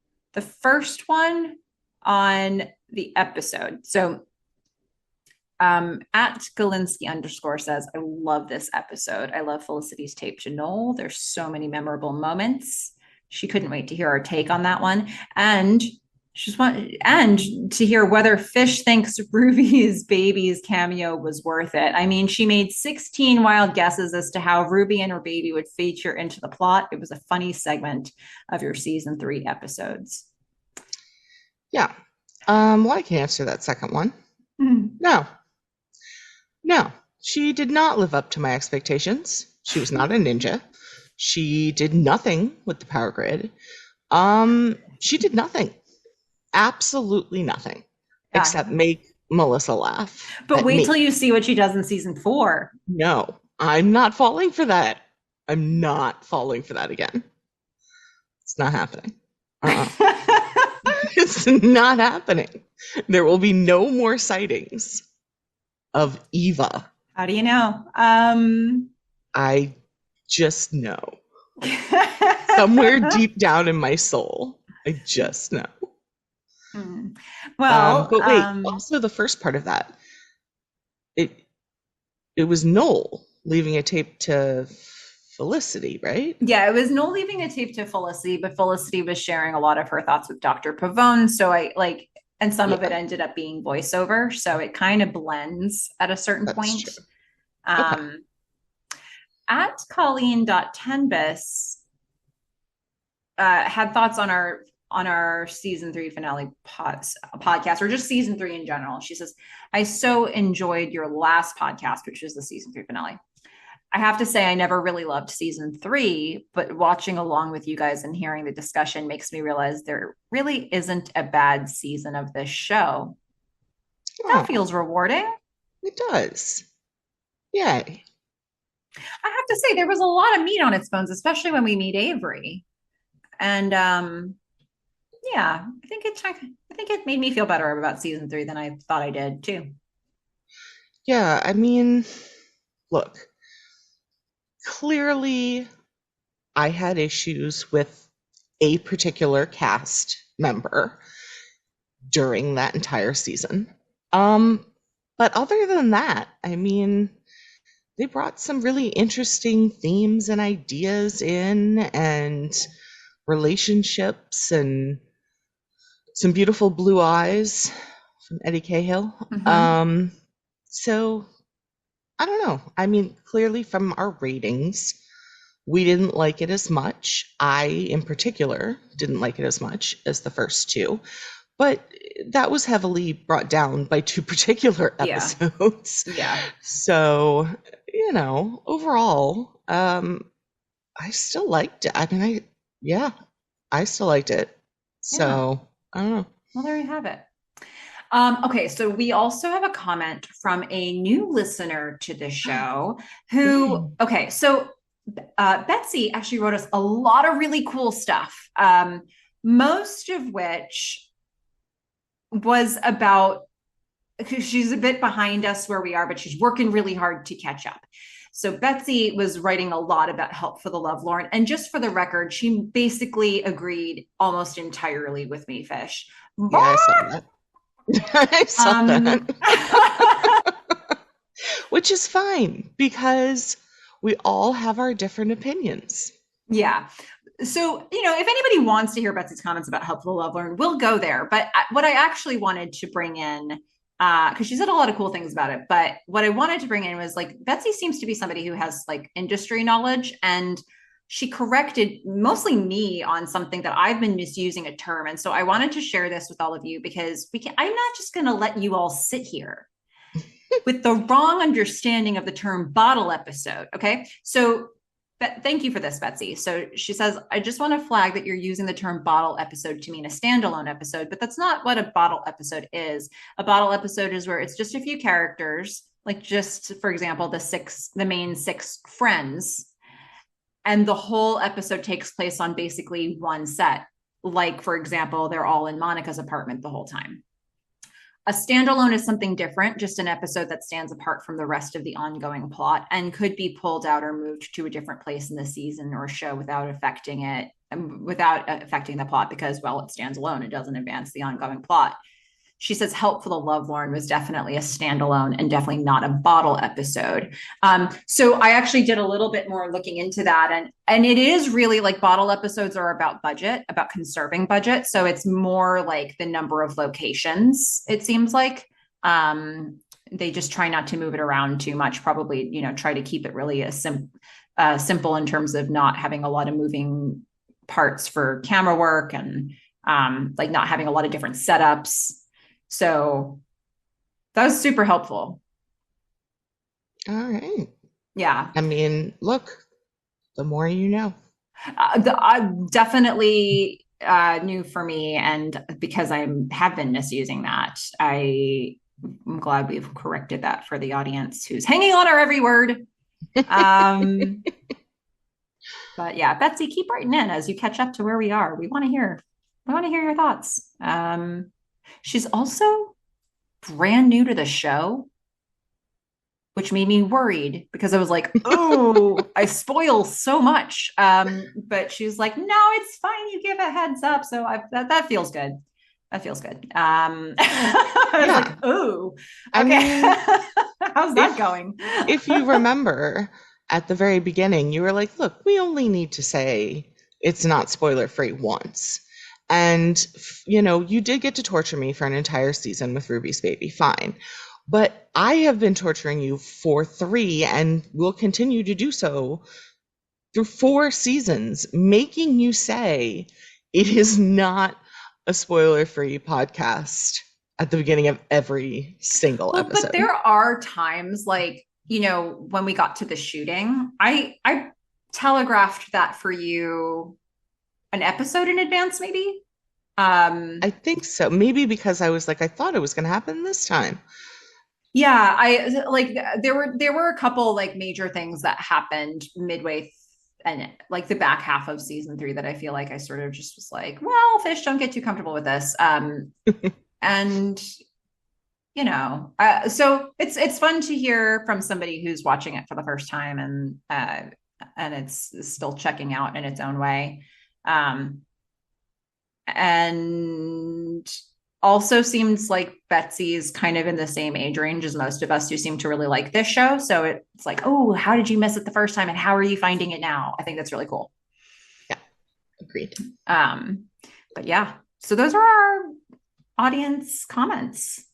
Nice. That in any way relate to where we are right now.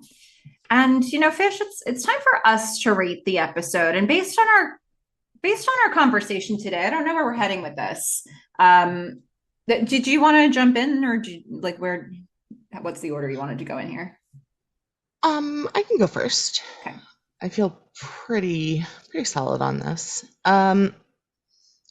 Just basically what I've been saying. I was very confused through most of it, but I also liked a lot of the camera work and the, tone, and I think hopefully what they're setting us up for.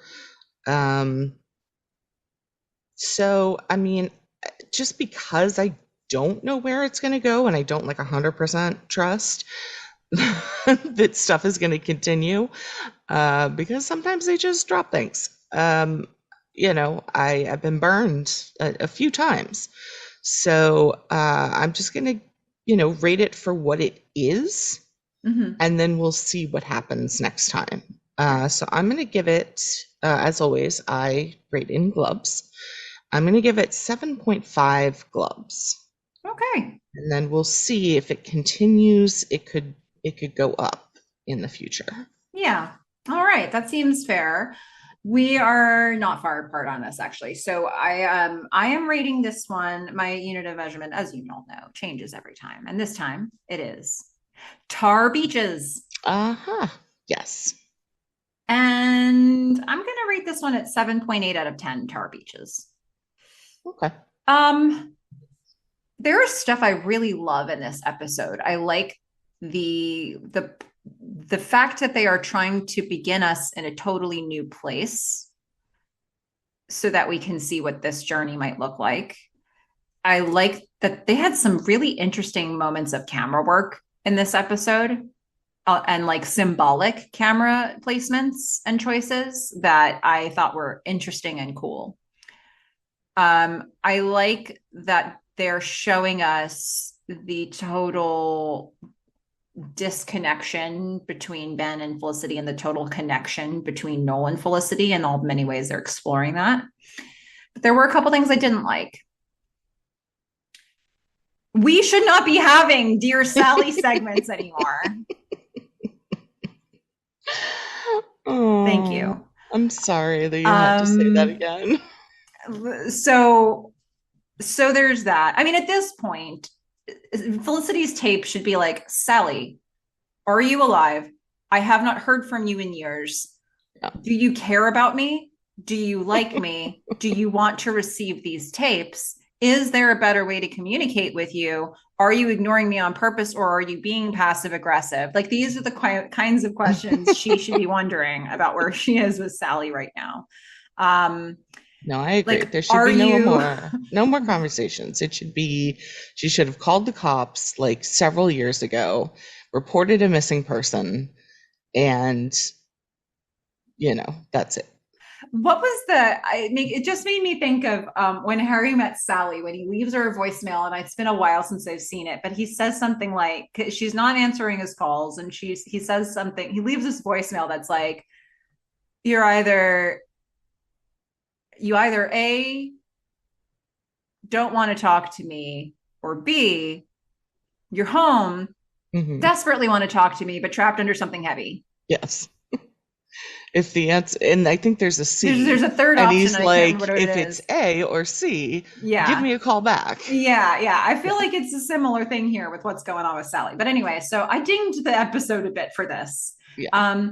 But also, I don't know how you would get where they got here from where they left off in the last season without a ton of exposition. But there were some moments where I was like, this is just a lot of explaining. And it made it at moments feel a little bit plodding for me. So I appreciate that they were trying to get us to a totally new place, and that they were trying to show us that it's a summer that did it. Yeah. So for me, it's 7.8 out of 10 Tar Beaches. And yeah, that's where I land with it. Bit of a mix, bit of a highs and lows kind of episode right there. I can see that. Yeah. But makes me interested. It makes me interested for season 4. So that's good. But hey, folks, we we want to know what you think. Okay. So go ahead, send us your feedback. Send us your thoughts. Send us your Felicity fan art. Send us your fact checking. Send us your citizen detective answering our Yeah. questions from previous episodes. We love it all. We love to hear from you. So if you want to write to us, you can reach us at themelissafish@gmail.com. It's Melissa with one L, two S's, themelissafish@gmail.com. Also, you can find actually a whole bunch of really cool Felicity fans over on our Instagram at Felicity Podcast. And if you're wondering when we drop new episodes of our podcast, you can sign up for our newsletter. So wherever you're listening to this one, go check your show notes, look for the link in there, and then you can sign up for our newsletter. And while you're doing it, go ahead and rate and review us, because the more you share your thoughts about this podcast on different podcast platforms, the more likely other people are to find content like this so they can all become a part of our community. So that's the deal. Those are the things, right? And fish. Mm-hmm. The next episode that's coming up, the next one we're going to cover is called My Best Friend's Wedding. Hey, what do you think is going to happen in that one? Well, I guess there could have been a cake in the fridge then. I guess it's Tracy and Elena's wedding already. Didn't see that happening so soon in the season. Mm-hmm. And timing is weird. Yeah, I expected there to be like a whole Tracy and Elena fighting like train wreck thing going on, and there wasn't. So that's weird. Like, timing is weird in season 4. Yeah. For those who have tried to plan a wedding, I'm guessing 3 months or less is probably not realistic. Well, I guess this was airing in October. It depends. It depends on how big the wedding is. I mean, I think you can. It's going to be like a proper. I think there's a fair number of guests. They have a church and a reception. Like it's. I don't think it's a plan this in 3 or 4 months sort of wedding, but who knows? But that's not my biggest problem. My biggest problem is I don't see them, like, they have not resolved their issues. Like, he proposed, and then, like, where was the, here's my ring, I said yes, conversations with people? Where's the, like, the two of them interacting ahead of a wedding? Where, like, I don't know. I thought this would be dragged out for like half a season. Yep. Huh. You're articulating, although this particular thing doesn't bother me, I appreciate that it does for you. And it sounds like it's bothering you for similar reasons as to some of the things that bother me in this season. Storylines that feel like they needed a little air, a little room to breathe, maybe a little more time. Like maybe she says yes. But what we saw was she fainted. Right. Like, yeah. She never said yes. Mm-hmm. Yeah. Well, she did that over the summer, Fish. Okay. Apparently. Apparently, that's what happened. Just heals all wounds. I'll end with one more quick story of. I remember this one time when I was starting out in improv, and I was doing improv with all these people who had like a lot of experience, and it scared the hell out of me. And I was very intimidated until I realized, like, oh, you want to be doing improv with people who are very experienced, because then there's like nothing that you can do that they can't get you out of.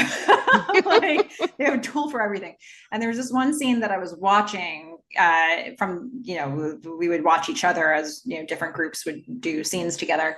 There was this one guy who was so good, and they were doing this really long scene, and it had to wrap up eventually. But the thing was, like, they had set up so much. They had set up like triple the amount of any other scene that had ever been done in like that session, that type of jam before. And I was like, what are they going to do? Like, honestly, how are they going to make this happen? And so this one guy was so good. He was doing this character that the whole time was like a little bit hard to understand. Like, he kind of was slurring his words just a little bit, and you had to really listen closely to hear what he was saying. So he does this thing where he does this big speech from this character. and he just starts slurring his words so much that he's unintelligible, but he's clearly giving like an important speech that wraps up everything that's been said.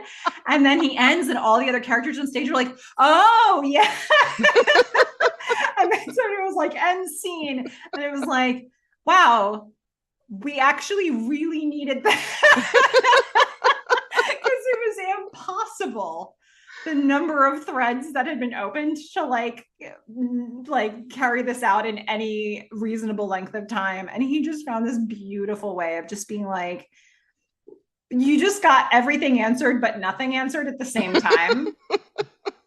And I kind of feel like they're using the summer for that here, where it's like, oh, what's happening now? Oh, it happened over the summer. It's fine. It's fine. Here, we're here because of the summer. Okay. But like, I have not seen a ring. Yeah. Like before the wedding, I want to see a ring. Yeah. The ring happened over the summer. There's so much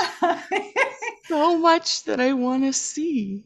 And it all happened over the summer. It was over the summer. It's okay. Is it? The summer was awesome. You know what I really, really want to happen? What? I would like Rob Benedict to come in and be the flower girl for the wedding. That was decided over the summer. I think that should be okay. Yeah. All right. So anyway, next time, my best friend's wedding. Anything else you wanted to say about this one, Fish? Nope. Just excited to see where it goes. Although I guess a lot of this stuff is going to get dropped in favor of closing the Tracy Elena thing. So cool. You think the stuff we opened up in this episode is going to get dropped for Tracy and Elena stuff? Well, if the next episode is all about the wedding. Oh, you're saying the stuff that Elena was doing in this episode. No, I'm saying like all like the stuff that was happening in this episode, they can't spend as much time on it because they have to do a whole wedding episode. Sure do. So, I mean, they're not going to be able to explore that much in the next episode, as much as I would like, of the things they've started now, because they have to do a whole wedding. I feel like I've really like it sounds like you're really optimistic about season 4, episode 2. I mean, I'm on brand. You're on brand. You're very on brand. I can't decide if I am poisoning the well or if this is just how you would have felt. So that's fine. We'll find out over the summer. Yeah. Well, okay. Until next time, Fish. Don't hook up with Ben while I'm gone. I'm a fish. Bye. Bye, everyone.